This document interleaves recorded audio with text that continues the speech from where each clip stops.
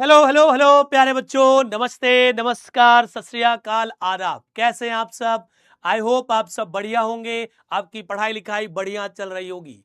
मैं आपका English educator बाबा शिवशर सब बच्चों का करता हूं मोस्ट वेलकम परिश्रम 2.0 यूपी बोर्ड 2027 बैच में।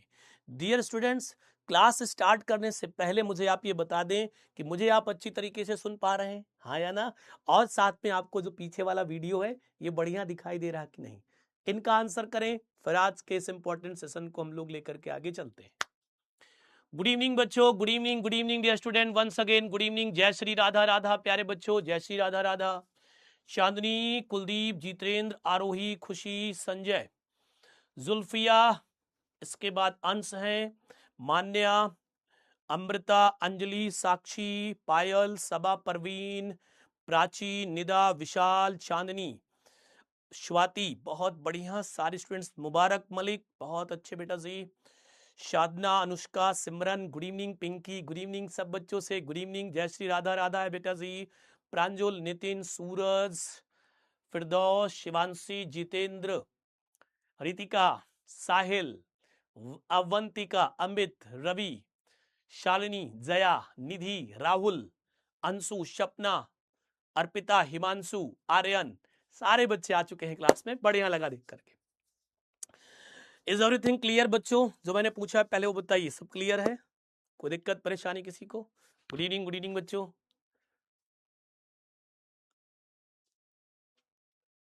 Is everything clear? वॉइस ठीक है? हेलो फ्रेंड्स, फ्रेंड्स पहले सर से बाद में है, ठीक है। तो चलिए प्यारे बच्चों, आज के इस इंपॉर्टेंट सेशन को स्टार्ट करते हैं।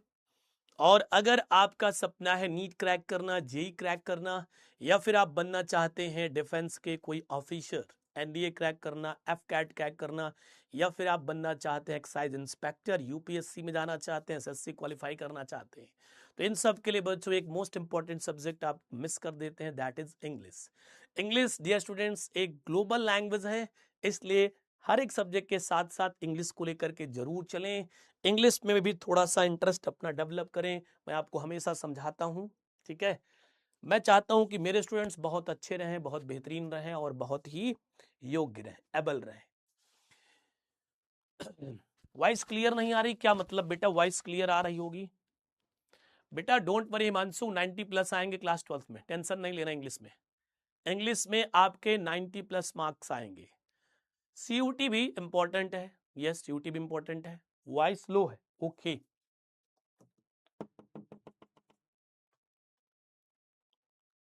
ठीक है, बोल दिया है। वॉइस थोड़ा बढ़ा दीजिए। नीट यूजी क्लियर करना है, बिल्कुल बेटा, जो भी आपका एम है आप अपने एम पर अडिग रहिए, कभी गिव अप मत करिएगा। हो सकता है एक दो बार आपकी लाइफ में फेलियर आए, लेकिन उस फेलियर से आपको डरना नहीं है, उस फेलियर से आपको और ज्यादा मजबूत होना है और आगे की पढ़ाई, आगे की ट्रिक्स, आगे कैसे चलना है, अपने आप को और ज्यादा निखारना है, साफ करना है, ठीक है। तो चलिए प्यारे बच्चों, स्टार्ट करते हैं आज की क्लास, जो कि आज की क्लास पे हम लोग पढ़ने वाले हैं 2 पोएम्स एक साथ, 2 पोएम्स। हाँ जी हाँ, बिल्कुल सही सुना। आज की क्लास में बच्चों हम 2 पोएम्स कवर करेंगे। First is my mother at 66 और दूसरी है बच्चों आपकी कीपिंग क्वाइट। ये 2 पोएम्स आपके लिए बेहद इंपॉर्टेंट हैं, आपके बोर्ड एग्जाम के लिए। आज इनका कंप्लीट बच्चों वन शॉट फॉर्म देखेंगे, हर एक चीज डिस्कस करेंगे, हर एक चीज। Yes sir.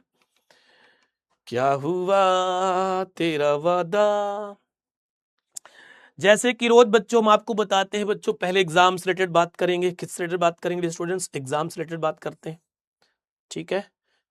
किससे रिलेटेड बच्चों? एग्जाम से। एग्जाम से रिलेटेड की बच्चों अगर बात करते हैं तो आज का जो सेक्शन अपना है प्यारे बच्चों, वो कौन सा सेक्शन है बेटा? पोएट्री का। कौन सा सेक्शन है डियर स्टूडेंट्स अपने पास? पोएट्री सेक्शन है। कौन सा बच्चों? पोएट्री सेक्शन, ठीक है। अगर हम बच्चों पोएट्री सेक्शन की बात करते हैं, किसकी? पोएट्री सेक्शन की, तो पोएट्री सेक्शन में जो एग्जाम में क्वेश्चन आता है वो सबसे पहला क्वेश्चन हमें मिलेगा बच्चों किस फॉर्म में? सेंट्रल आइडिया के फॉर्म में। और एक क्वेश्चन मिलेगा बच्चों हमारा किस फॉर्म में? Extract based questions, extract based question, ठीक है। ये दो तरह के क्वेश्चन हमें एग्जाम में देखने को मिलेंगे। पहला बच्चों क्या अपने पास है, सेंट्रल आइडिया मिलता है, एग्जाम में आता है। क्या आता है डियर स्टूडेंट, सेंट्रल आइडिया। और दूसरा है बच्चों एक्सट्रैक्ट बेस्ड क्वेश्चन। ये दो तरह के क्वेश्चन बच्चों हमारे एग्जाम में पोएट्री सेक्शन से पूछे जाते हैं। सेंट्रल आइडिया के अगर बच्चों मैं मार्क्स की बात करता हूं डियर स्टूडेंट्स, तो ये हमें मिलेगा बच्चों कितने मार्क्स का, 4 मार्क्स का, ठीक।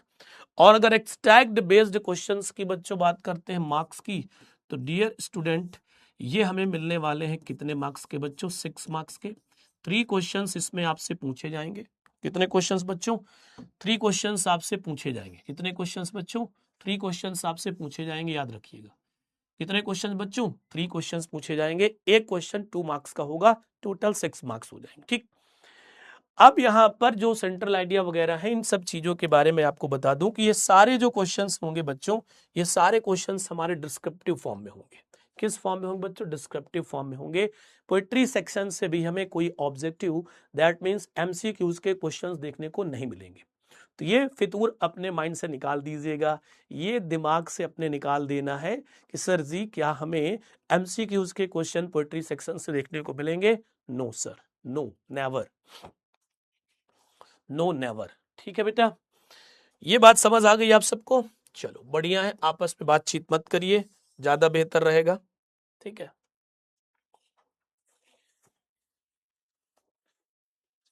ठीक है डियर स्टूडेंट्स, एक चीज और बता देते हैं बच्चों आपको, ताकि आप तैयारी अभी से स्ट्रांग रखें अपनी।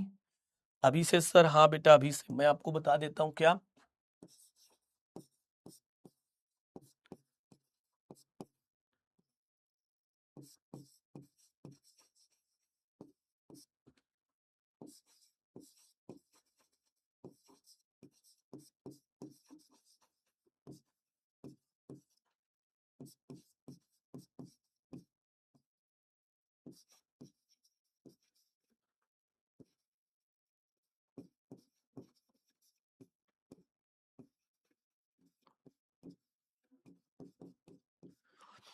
ये पॉइंट एक नोट कर लीजिएगा आपके लिए बच्चों, बेहद जरूरी है ये पॉइंट, आपके लिए बहुत नेसेसरी है बच्चों।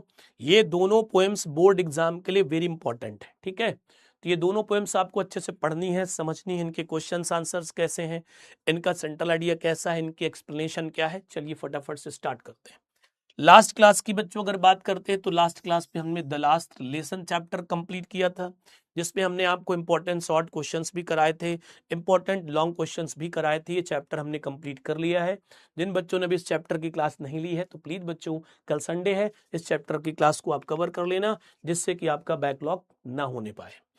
आज के क्लास की बच्चों अगर बात करते हैं, तो आज की क्लास में हम कवर करेंगे poem number first, that is my mother at 66, and बच्चों poem number 2, that is keeping quiet. ठीक है, तो ये जो बच्चों अपनी पोयम है, ये कौन सी पोयम है अपने पास, पोयम नंबर फर्स्ट है। ठीक है, 1 मिनट। और अगर इसकी बात करते हैं, तो ये बच्चों अपनी पोम कौन सी है, पोम नंबर 2 है। ठीक है,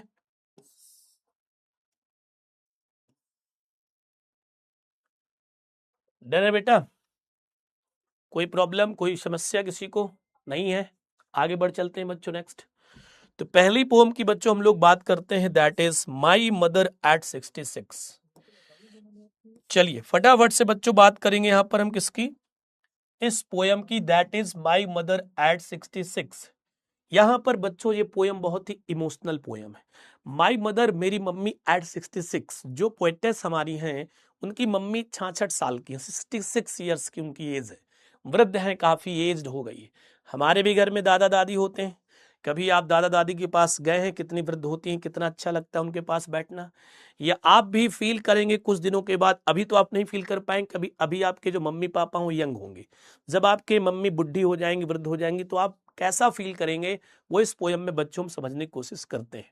ठीक है, पोइटेस का नेम बता दीजिए बच्चों यहाँ पर। कल भी इमोशनल था, आज भी इमोशनल, लेकिन इसके बाद वाली जो पोयम है, वो बहुत ज्यादा बेहतरीन पोयम है, बहुत ज्यादा मोटिवेशनल पोयम है, आपको बिल्कुल मोटिवेट कर देगी। आप लगे वाह सर क्या पोयम थी, मजा आ गया। किस तरह से अपनी मम्मी के बारे में बात बताती हैं बच्चों, कौन, कमला दास। बिल्कुल सही जा रहे हैं आप लोग बच्चों। तो तो यहाँ पर अगर बच्चों हम पोएट की बात करेंगे तो हमारी पोएट यहाँ पर कमला दास है बच्चों। कौन है डियर स्टूडेंट्स? कमला दास। ठीक है, कमला कमला कमला दास, कमला दास, कमला दास, कमला दास, कमला दास। चलो देखते हैं कमला दास जी के बारे में क्या लिखा है यहाँ पर। कहते हैं बच्चों, कमला दास 1934-2009 was born in Malabar Kerala. जो बच्चों कमला दास हमारी पोएटेस है, उनका जन्म 1934 में हुआ था और उनकी डेथ बच्चों 2009 में हुई थी। इनका जन्म बच्चों केरल में हुआ था। केरल में स्थान था बच्चों कौन सा? Malabar. She is recognised as one of India's foremost. Foremost means बच्चों होता है श्रेष्ठ। क्या होता है डियर स्टूडेंट्स? श्रेष्ठ होता है। फोरमोस्ट मीन्स क्या होता है बच्चों? श्रेष्ठ होता है। जो बहुत ज्यादा क्या होते हैं बेटा? फेमस होते हैं, बहुत ज्यादा श्रेष्ठ होते हैं, उन्हें हम लोग क्या बोलते हैं? फोरमोस्ट। कहता है कि वह भारत में बहुत सारी कवित्रियों, बहुत सारे भारत में कवि थे, उनमें से वो एक ऐसी पोएटिस थी जो बहुत ज्यादा क्या थी बच्चों? श्रेष्ठ थी। Her works are known for their originality. उनकी जो रचनाएं थी वास्तविकता के बारे में जानी जाती थी। वर्सटैलिटी, बहुमुखी प्रतिभा, लिख लीजिए, बहुमुखी प्रतिभा के लिए जानी जाती थी। And the indigenous flavour of the soil, और उनकी जो रचनाएं होती थी वो भारतीय मिट्टी की खुशबू की याद दिलाती थी। इतना ज्यादा अटैचमेंट होता था उनकी किस पर बच्चों? पोयम पर, जब वो लिखती थी। Kamala Das has published many novels and short story in English. English language में कमला दास ने बहुत सारी कहानियां लिखी हैं और बहुत सारे उन्होंने नॉवेल्स, उपन्यास लिखे हैं। And Malayalam under the name Madhavi कुट्टी, और ये मलयालम लैंग्वेज में भी रचनाएं करती थी, पोएम्स लिखती थी, वहां पर नॉवेल्स लिखती थी और वहां पर साथ साथ शॉर्ट स्टोरी लिखती थी। लेकिन वहां पर ये अपना नाम कमला दास नहीं बताती थी, वहां पर ये अपना नाम क्या बताती थी बच्चों? माधवी कुट्टी, इनका पेन नेम था। जब हम कोई अपना ओरिजिनल नेम एक्सप्रेस नहीं करते हैं तो रचनाओं के लिए कोई अपना एक अलग से नेम रख लेते हैं, तो उन्होंने भी अपना नेम रख लिया था मलयालम में। क्या बच्चों? माधवी कुट्टी। छोटी सी बात थी। चलो स्टार्ट करते हैं अपनी पोएम। पोएम स्टार्ट करते हैं बच्चों। यहां से हमने पोएम शुरू कर दी है। ठीक है, यहां से बच्चों हमने क्या स्टार्ट किया है? पोएम अपनी शुरू हो चुकी है। आइए फटाफट से पोएम के से मिलवाते हैं आपको। किससे मिलवाते हैं? पोएम से। मिलोगे? मिलोगे कि नहीं पोएम से? हाँ जी सर मिलेंगे, क्यों नहीं, मजा आएगा। चलो, तो बात कब की है? जब हमारी पोएटेस कमला दास एक बार फॉरेन, विदेश से अपने मम्मी के पास आती है, अपने मम्मी पापा घर जाती है। ध्यान सुनना मेरी बात को।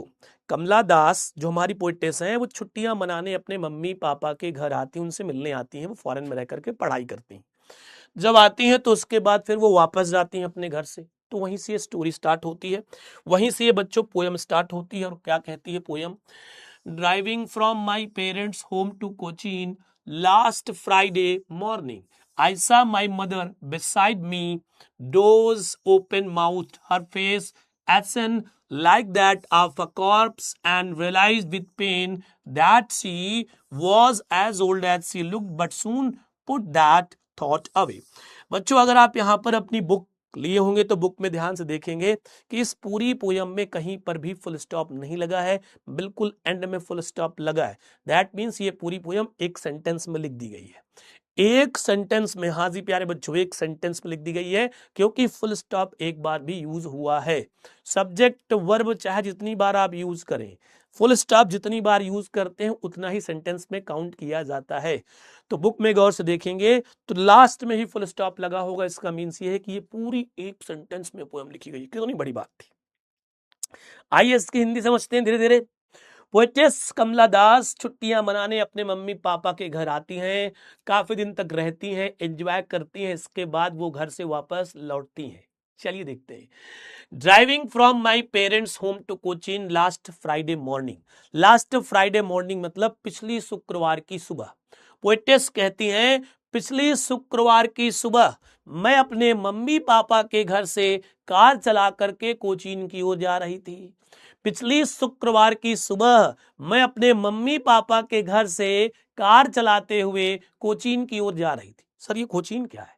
कोचीन केरल में एक प्लेस है जहां पर क्या है बच्चों? एयरपोर्ट है, वहां से हवाई जहाज मिलता है। वही हवाई जहाज से यात्रा करके जाएगी ना फॉरेन, तो वहीं जा रही है। कहाँ वो बच्चों?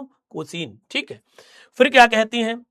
आयसा मैंने देखा, माई मीन्स मेरी, mother means mummy, beside means के बगल में, मैंने यहां वर्ड लिख रखा है, इनका मीनिंग लिखा, अपना देख लीजिएगा। By the side, beside means क्या होता है बच्चों, जस्ट बगल में, बिल्कुल आपके पास में। मी मीन्स मेरे, कहते हैं कि जब मैंने कार में देखा तो मैंने देखा कि बगल में मेरी मम्मी बैठी है, बगल में मेरी मॉम बैठी थी। आप देख सकते हैं उनकी मॉम है, और ये जो आपको हैंड दिखाई दे रहा है, कार चला रही है, कौन है बच्चों, कमला दास। तो कमला दास कहते हैं कि मैंने देखा कि मेरे बगल में मेरी माँ बैठी हुई थी। डोज मीन्स होता है ऊँघना, क्या करना, ऊँघना, हल्की सी ऐसे, जैसे आप भी देखते हैं कहीं ट्रैवल करते हैं बस में, कहीं कार में या ट्रेन में, तो आपको इस तरह की नींद आती है।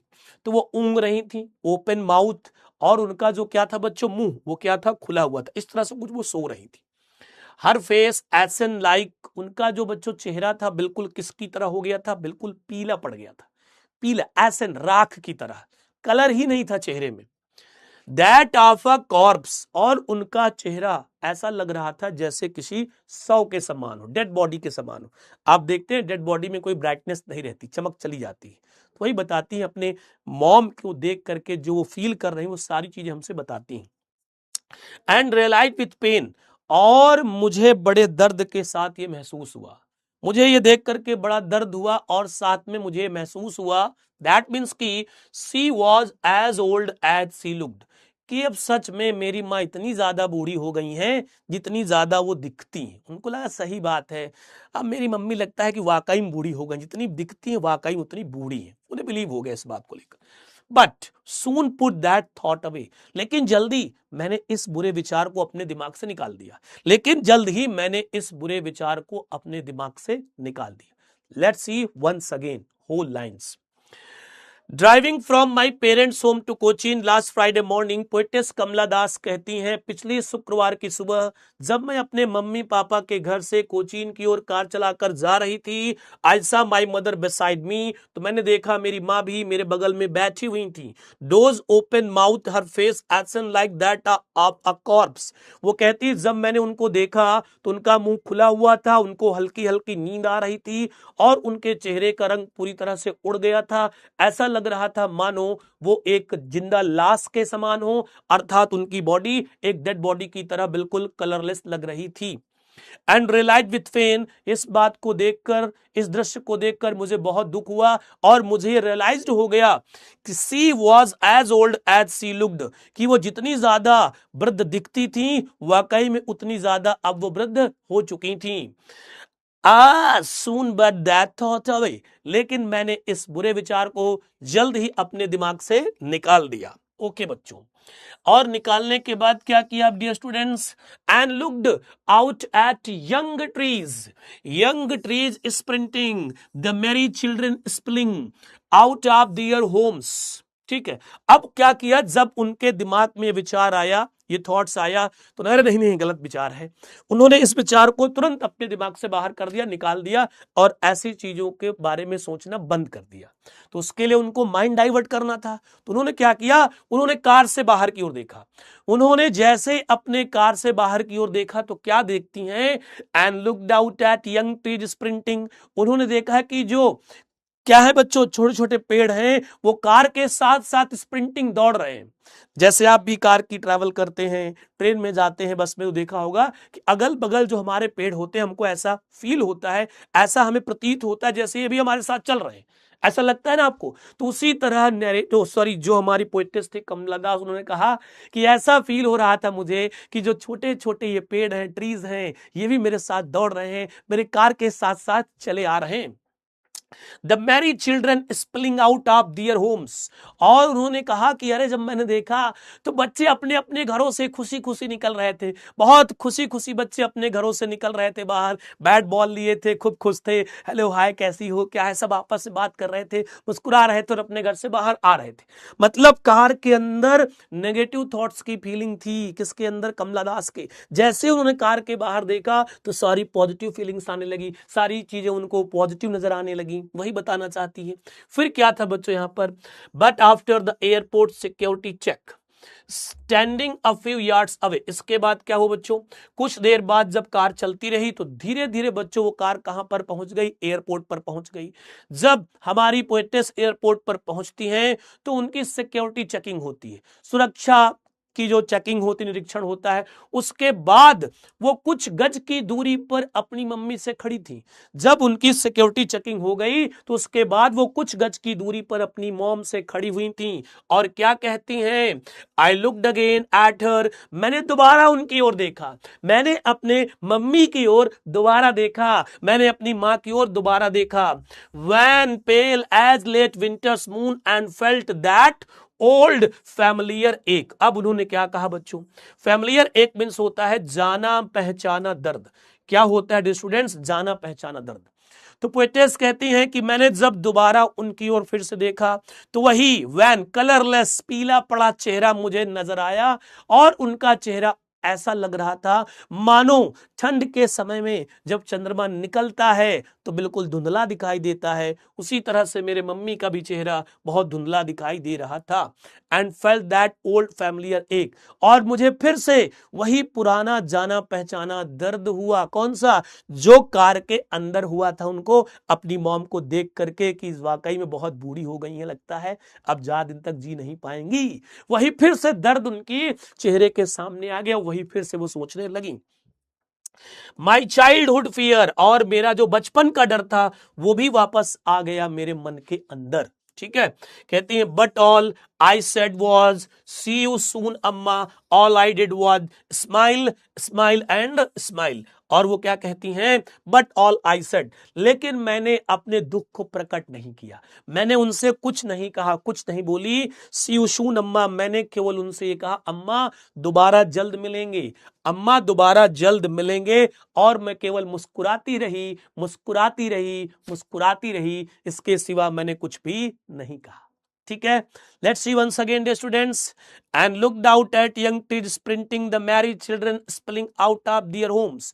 पोएटेस कहती हैं कि मैंने इस नेगेटिव थॉट को अपने माइंड से निकाल दिया और मैंने अपनी कार से जब बाहर की ओर देखा तो मैंने देखा कि जो छोटे छोटे पेड़ थे वो मेरी कार के साथ साथ दौड़ रहे थे। अच्छा लग रहा था मुझे देख करके, छोटे छोटे बच्चे खुशी खुशी अपने घर से बाहर निकल रहे थे, खेल कूद रहे थे, जिन्हें देखकर मुझे बहुत अच्छा लगा। लेकिन जब मैं एयरपोर्ट पर पहुंच गई और वहां पर मेरी सिक्योरिटी चेकिंग हो गई, इसके बाद मैं कुछ दूरी पर खड़ी हो गई, क्योंकि उनकी मॉम एयरपोर्ट के अंदर नहीं जा सकती थी, जिनका टिकट होता था केवल वही जाती थी, तो वो चली गई, वो उनसे दूर खड़ी हो गई। तो फिर मैंने उनकी ओर दोबारा एक बार देखा, जब मैंने दोबारा उनकी ओर देखा तो मैंने फिर से वही चेहरा पाया जो बिल्कुल कलरलेस था, बिल्कुल पीला पड़ चुका था। इसकी वजह से मुझे पुराना डर वापस सताने लगा, मुझे लगा कि मेरी मॉम लग रहा है अब ज्यादा दिन तक जीवित नहीं रहेंगी, और बचपन का डर मेरे अंदर आ गया क्योंकि मेरी माँ एक बार बीमार हो चुकी थी, मैं उनको खोने से इसलिए बहुत डरती हूँ।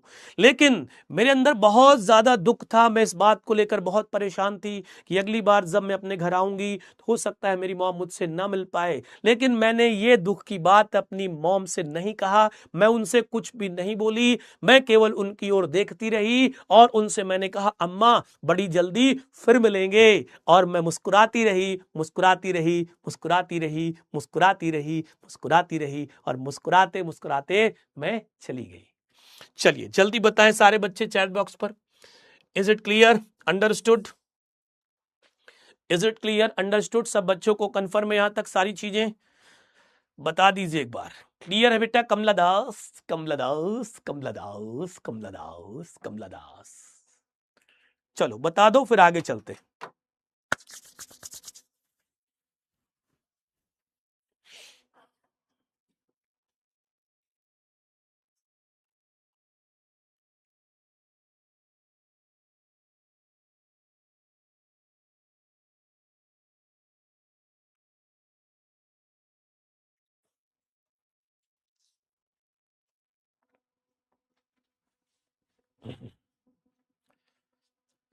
ठीक है बेटा जी, क्लास अच्छी लग रही है आप सबको? पढ़ के मजा आ रहा है कि नहीं? बाबा शिव कंटिन्यू, थैंक यू बेटा, thank you so much, thank you बेटा, थैंक यू, अप्रिशिएट करने के लिए थैंक यू सो मच।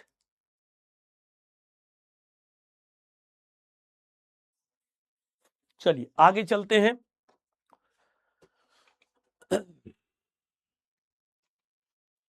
अब बच्चों यहां पर थोड़ा हम आपको बता देते हैं किसके बारे में बेटा जी, लिटरेरी डिवाइसेस के बारे में, जिन्हें आप जानते हैं किस नाम से बच्चों, फिगर ऑफ स्पीच के नाम से जानते हैं। लिटरेरी डिवाइसेस, कभी कभी एग्जाम में स्टैंजा से रिलेटेड क्वेश्चन आते हैं कि इस स्टैंजा में जो लाइन दी है इसमें कौन सा फिगर ऑफ स्पीच यूज हुआ है। तो यहां पर देख लेते हैं बच्चों, एग्जाम में इस चैप्टर से लिटरेरी डिवाइस आपसे पूछी जाती है। जैसे यहां पर क्या लिखा है बच्चों, सिमली। क्या लिखा है डियर स्टूडेंट यहाँ पर, सिमली। एक और अपने पास कौन सा लिटरेरी डिवाइसेस बच्चों, पर्सोनिफिकेशन। यहाँ पर बच्चों कौन सा है, एक इमेजरी। और यहाँ पर कौन सा बच्चों, रिपीटिशन। इन्हीं चारों में से कोई एक आ जाएगा, इसलिए ज्यादा पैनिक होने की आपको नीड नहीं है। स्टैंजा 1 की बच्चों बात करते हैं। स्टैंजा 1 में लिखा है her face ashen like that of corpse. Stanza 3 में है एज लेट विंटर्स मून। ये स्टैंजा 1 में एक लाइन है। अगर इसमें पूछा जाए कि कौन सा फिगर ऑफ स्पीच यूज हुआ है, देन आपको आंसर करना है बच्चों सिमली। इसके क्वेश्चन में भी करवाऊंगा आगे, ठीक। अगर स्टैंजा 3 में पूछ लिया जाए, किस में पूछ लिया जाए बच्चों, स्टैंजा 3 में as a late winter's moon, तो इसमें भी बच्चों कौन सा फिगर ऑफ स्पीच यूज हुआ है बच्चों, यहां पर सिमली। अगर किसी भी पोयम की लाइन में बच्चों लाइक सो एज सच, ध्यान से सुनना, अगर किसी भी पोयम की लाइन में like so such as use होकर के किसी का कंपैरिजन किया जा रहा है, तो उस लाइन में बच्चों जो फिगर ऑफ स्पीच होगा वो हमारा सिमली होगा। क्या होगा dear student, simile. Figure of speech की एक क्लास लेंगे बाद में, जब सारी पोएम्स हमारी कंप्लीट हो जाएंगी, तो उसके बाद संडे को एक एक्स्ट्रा क्लास लेकर के सारे फिगर ऑफ स्पीच हम आपको क्लियर करा देंगे, ठीक। Both of these expressions indicate the old age and lack of vitality in the poet's mother. यहां पर दोनों जो बताते हैं पोइट्स की मम्मी की कमजोरी के बारे में बताते हैं, ठीक है। अब पर्सोनिफिकेशन बच्चों स्टैंजा 2 में नोट करेंगे यहां पर बच्चों क्या, यंग ट्रीज स्प्रिंटिंग।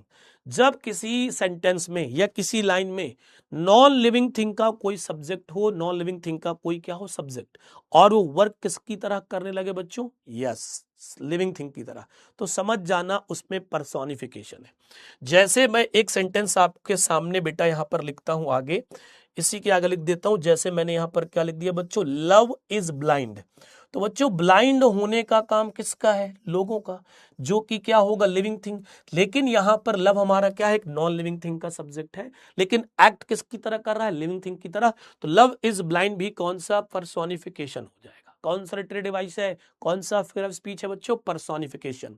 अब यहां पर कहता है यंग ट्रीज स्प्रिंटिंग, छोटे छोटे पेड़ पौधे दौड़ रहे थे। अब बताओ पेड़ पौधे कभी दौड़ सकते हैं क्या, नहीं। लेकिन पोएटेस ने इन्हें क्या किया है, पर्सोनिफाइड कर दिया है, इनको एक व्यक्ति की तरह ट्रीट किया, इसी व्यक्ति ये दौड़ रहे हैं, ठीक। इसके बाद इमेजरी का भी काम है, young trees sprinting and Mary children spilling.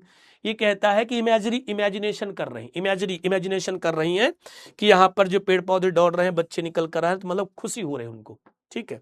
Repetition मतलब रिपीट होना बार बार। जैसे स्टैंजा 4 जो लास्ट का स्टैंजा, उस पर देखेंगे smile and smile and smile, एक ही वर्ड एंड से बार बार रिपीट हो रहा है, इसे बच्चों हम क्या बोलते हैं, रिपीटिशन बोलते हैं। क्या बोलते हैं स्टूडेंट, रिपीटिशन बोलते हैं, ठीक है। तो ये एट अ ग्लास देख लीजिएगा, बाकी इनकी डिटेल क्लास हम लेकर के आएंगे, डोंट वरी, ठीक है बच्चों। बस जितना मैं कहूं उतना अगर आप करते हैं और मन से पढ़ते हैं, तो इंग्लिश में मैं आपको 90+ बड़े इजी वे में दिलवा दूंगा, बड़े इजी वे में दिलवा दूंगा। लास्ट टाइम परिश्रम 2.0 से बहुत बच्चों ने 90+ मार्क्स गेन किए, जिन्होंने मुझे पर्सनली मैसेज किया टेलीग्राम पर और बताया कि सर जी आपके इस तरह मार्क्स आ गए। कुछ बच्चों ने YT पर हमारी जो सुपर 30 क्लास चलती थी वहां से रेगुलर क्लास ली, यहाँ से क्लास ली, दोनों जगह से क्लास लेने के बाद 94 95 मार्क्स लेकर के आए। तो आपको भी एफर्ट्स डालने पड़ेंगे, मेहनत करनी पड़ेगी, तब जाकर के 90+ मार्क्स बच्चों आपके आएंगे। ये नहीं कह सकते कि नहीं आएंगे, आएंगे, बट आपको मेहनत करनी पड़ेगी स्टार्टिंग से, अभी से लग जाइए आप, ठीक है। कोई भी बैकलॉग नहीं होने देना, सबसे पहला काम याद रखिएगा। अगर बैकलॉग हो गया तो आप पीछे चले जाएंगे। अब बच्चों एक सेंट्रल आइडिया आता है लिखने के लिए, पता है आप सबको क्या आता है, सेंट्रल आइडिया 4 मार्क्स का डन है। ये सेंट्रल आइडिया मोस्ट इंपॉर्टेंट है, इसके आने के 99% चांसेस है, तो इसको जरूर लर्न करिएगा, इजी भी है, इसको आप बना बनाकर अपने खुद के वर्ड्स में भी लिख सकते हैं, ठीक। लिखना कैसे है, सबसे पहले आप जब कॉपी आपको मिलती है, स्कूल में कॉपी मिलेगी या कॉपी आपको बोर्ड एग्जाम में मिलती है, तो आपको एक हेडिंग डालनी है, central idea of the poem my mother at 66। ये हेडिंग कंपलसरी रहेगी, पहली लाइन में ही रहेगा, central idea of the poem my mother at 66। इसके बाद यहां से बच्चों हमें स्टार्ट करना है। क्या लिखा है मैंने? The poem my mother at 66 has been composed by a famous Indian poetess Kamala Das. ये लाइन बहुत जरूरी है, मैंडेटरी है। ये लाइन अगर आप लिखते हैं तो एग्जामिनर स्टार्टिंग की लाइन पढ़ेंगे और उन्हें लगेगा कि आप पढ़ने में बहुत अच्छे हैं, तो आपको 4 आउट ऑफ 4 मार्क्स मिलेंगे। मैं हर बच्चे से अपील करता हूं, हर बच्चे से रिक्वेस्ट करता हूं कि इंग्लिश पढ़ना इजी है, आपको इंग्लिश इजी लगती है, बट इंग्लिश में मार्क्स लाना इतने इजी नहीं होता है जितने दूसरे सब्जेक्ट्स में होता है, क्योंकि बच्चों को इंग्लिश लिखने का तरीका ही नहीं पता होता है, बस केवल आंसर लिख करके आ जाते हैं। केवल आंसर लिखने से अगर सबके 90 प्लस मार्क्स आने लगते तो बच्चों भीड़ लग जाती 90 प्लस की। तभी आपने देखा होगा 80 से लेकर 85 तक के बहुत बच्चे आपको मिलेंगे, लेकिन 90 से लेकर के 95 के बहुत कम बच्चे मिलते हैं, और वो वही बच्चे होते हैं जिन्हें लिखने का तरीका अच्छे से पता होता है। तो आप लिखने का तरीका याद रखिएगा। हेडिंग रखेंगे central idea of the poem, जिस पोयम का सेंट्रल आइडिया लिख रहे हैं उसका नेम। इसके बाद ये नेम लिखेंगे यहां पर the poem my mother at 66, इसको ब्लैक पेन से लिखना है। हैज बीन कंपोज्ड ही लिखिएगा, रिटन नहीं लिखना है। रिटन हम लोग लिखते हैं नॉवेल में, प्रोज में, पोएट्री में हम लोग बच्चों कंपोज्ड वर्ड का यूज करते हैं। लेट्स रिमेंबर इट, ठीक है। इसके बाद लिखेंगे by famous Indian poetess. Poetess थी ना ये, क्योंकि जो फीमेल होती हैं उनको पोएटेस कहते हैं, और जो मेल होते हैं उनको पोएट कहते हैं, पोएटेस। इसके बाद पोएटेस का जो नेम है कमला दास, ब्लैक पेन से। किससे बच्चों? ब्लैक पेन से। पोएम का नाम, पोएटेस का नाम ब्लैक पेन से लिखिएगा, और इसी तरह लाइन लिखना है जैसे मैंने यहां पर लिखा है। कोई एक्सपेरिमेंट नहीं करना, नहीं बहुत पीटूंगा, याद रखना, ठीक है। अब इस पोयम के बारे में लिखना। सेंट्रल आइडिया का मतलब क्या होता है? पोयम के बारे में बताना, जो हमने हिंदी पढ़ी है लाइन बाय लाइन उसी को एक्सप्लेन करना, बस यही सेंट्रल आइडिया है। क्या कहती हैं बच्चों? इन दिस पोयम, इस पोयम में जो पोएटेस है, कौन है बच्चों? Poetess expresses that ageing is a natural process. अब येट के बाद सेंटेंस अलग है तो परेशान नहीं हो सर, सेंटेंस बहुत बड़ा है, बिल्कुल बड़ा नहीं है। यहां लिखेंगे इन दिस पोयम, कॉमा लगा दिया, ठीक। कॉमा लगाने के बाद क्या करेंगे? द पोएटेस एक्सप्रेसेस दैट, जो पोएटेस हैं वो एक्सप्रेस करती हैं, व्यक्त करती हैं क्या? Ageing is a natural process, बढ़ती उम्र एक क्या है बच्चों? नेचुरल प्रोसेस है। बढ़ती उम्र एक क्या है बच्चों? नेचुरल प्रोसेस है, ठीक। येट, फिर भी, येट मींस क्या? फिर भी क्या? The fear of separation from your beloved is painful. फिर भी, द फियर मीन्स भय या डर, ऑफ सेपरेशन अलग होने का, अलग होने का, फ्रॉम से, किससे अलग होने का? फ्रॉम योर बिलव्ड, जो आपके प्रिय लोग होते हैं। बिलव्ड आपकी मम्मी, आपके पापा, आपकी भाई, आपके दीदी, आपके फ्रेंड्स, आपके पड़ोसी, ये सब आपके क्या है? बिलव्ड है। तो पोएटेस कहती हैं इस पेनफुल, बड़ा कष्टदायी होता है। ये कहती हैं पोएटेस, क्या कहती हैं कि ageing is a natural process, बढ़ती उम्र एक क्या है बच्चों? नेचुरल प्रोसेस है, सामान्य प्रक्रिया है, स्वाभाविक प्रक्रिया, इसे कोई कंट्रोल नहीं कर सकता। फिर भी ये सब जानने के बावजूद भी क्या है? The fear of separation from your beloved is painful, अपनों के बिछड़ने का जो डर होता है, अपने जो प्रिय होते हैं उनके बिछड़ने का डर बहुत ही पेनफुल होता है, बहुत ही कष्टकारी होता है, ठीक है। She shows her fear of losing her mother. She means वह, किसके लिए आए बच्चों? हमारी पोएटेस के लिए। सोज मीन्स दिखाती हैं, प्रकट करती हैं, हर फियर अपने भय को, किस भय को? आप लूजिंग हर मदर, वह अपनी मां के खोने के डर को प्रकट करती हैं, वह अपने मां के खोने के डर को प्रकट करती हैं। हर मम्मी इज वेरी ओल्ड, कितने सिंपल लाइन बच्चों लिखी, ये लाइन तो आप लिख ही सकते हैं ना। Her mother is very old, उनकी माताजी बहुत ज्यादा बच्चों क्या है? वृद्ध हैं। सी फील्स दैट, वो महसूस करती हैं कि, कौन बेटा? पोएटेस। पोएटेस महसूस करते हैं कि her mother is in the last phase of her life, her mother उनकी मां इज मीन्स है in the last phase of her life, अपने जीवन के अंतिम पड़ाव पर वो ऐसा महसूस करती हैं कि उनकी जो माताजी हैं, उनकी जो मम्मी हैं, उनकी जो मॉम है, वो जीवन के अंतिम पड़ाव पर हैं, वो लाइफ के अंतिम पड़ाव पर हैं। सो इसलिए the poetess realizes that she will pass away soon. So इसलिए the poetess कावित्री realizes महसूस करती हैं, that means की, she means वह, will pass away pass away means होता है गुजर जाएंगी, मर जाएंगी, डेथ हो जाएगी, सून मीन्स जल्दी।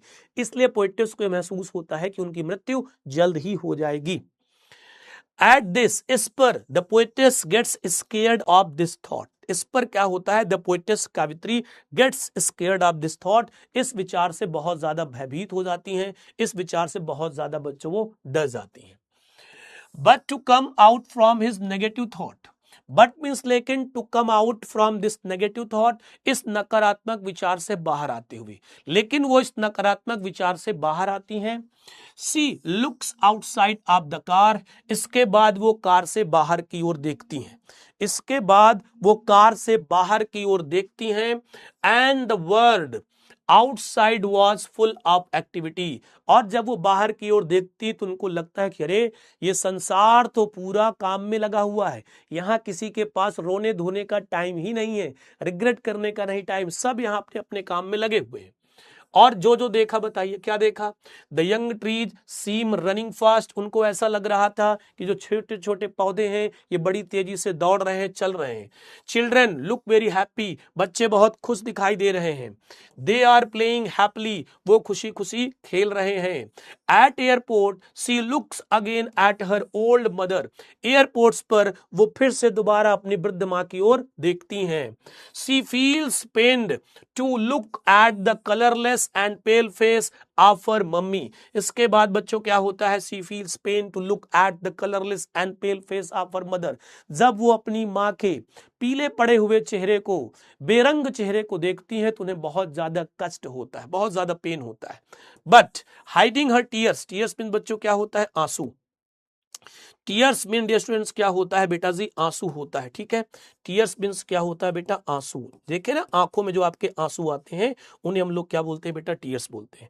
बट मीन्स लेकिन, हाइडिंग मीन्स छिपाते हुए, हर टीयर्स मीन्स अपने आंसुओं को, लेकिन वो अपने आंसुओं को छिपाते हुए क्या बोलती हैं, सी यू सून अम्मा, अम्मा जल्द ही दोबारा मिलेंगे, अम्मा जल्द ही दोबारा मिलेंगे। तो इस सेंट्रल आइडिया को आप लिखना है, आप इसमें एक दो लाइन बच्चों स्किप कर सकते हैं, कोई जरूरी नहीं है कि आप पूरा सेंट्रल आइडिया लिखिए। एक पेज में आपको सेंट्रल आइडिया लिखना है, एक पेज से ज्यादा का सेंट्रल आइडिया नहीं होना चाहिए, एक पेज से थोड़ा कम भी होगा चलेगा, बट आधा पेज भी नहीं होना चाहिए, ठीक है। चलो डन है बच्चों, ये हो गया बेटा इसका सेंट्रल आइडिया। इजी है, बिल्कुल इजी लाइंस है, अगर आप इसको एक से दो बार रिवाइज करेंगे मैं यकीन से कह सकता हूं कि आपको इसका आंसर जरूर मिल जाएगा अपने माइंड में, विदाउट पेन एंड पेंसिल आराम से आप इसको लिखने लगेंगे। चलो बताओ बेटा, यहां तक डन है कहानी या सारो, प्लीज एक बार बता दो बस। मेरे डियर स्टूडेंट्स हैं, एनडीए वाले भी होंगे इसमें ना, कैट वाले हैं, अरे मजेदार क्लास है भाई, बता दो बेटा। इजी है, थोड़ी बहुत तो मेहनत करनी पड़ेगी, फिर बोल रहा हूं।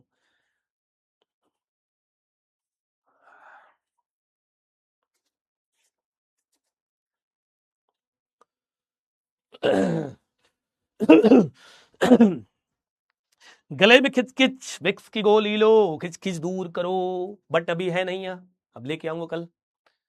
कल संडे है तो थोड़ा सा रेस्ट मिल जाएगा, तो गला भी थोड़ा सा आराम कर लेगा। कल अपनी बियर्ड भी सेट करानी है अपन को, बियर्ड थोड़ा बड़ी हो रही है। चलिए आगे चलते हैं डियर स्टूडेंट्स।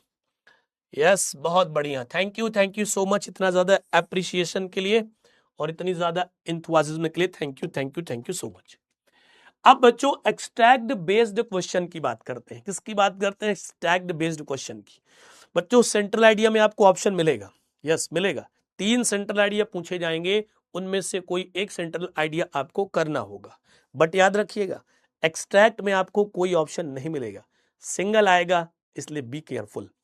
इस तरह से बच्चों एक यहां पर आपको स्टैंजा दिया जाएगा, जिसे आप एक्सट्रैक्ट भी बोल सकते हैं, स्टैंजा बोल सकते हैं, ठीक है।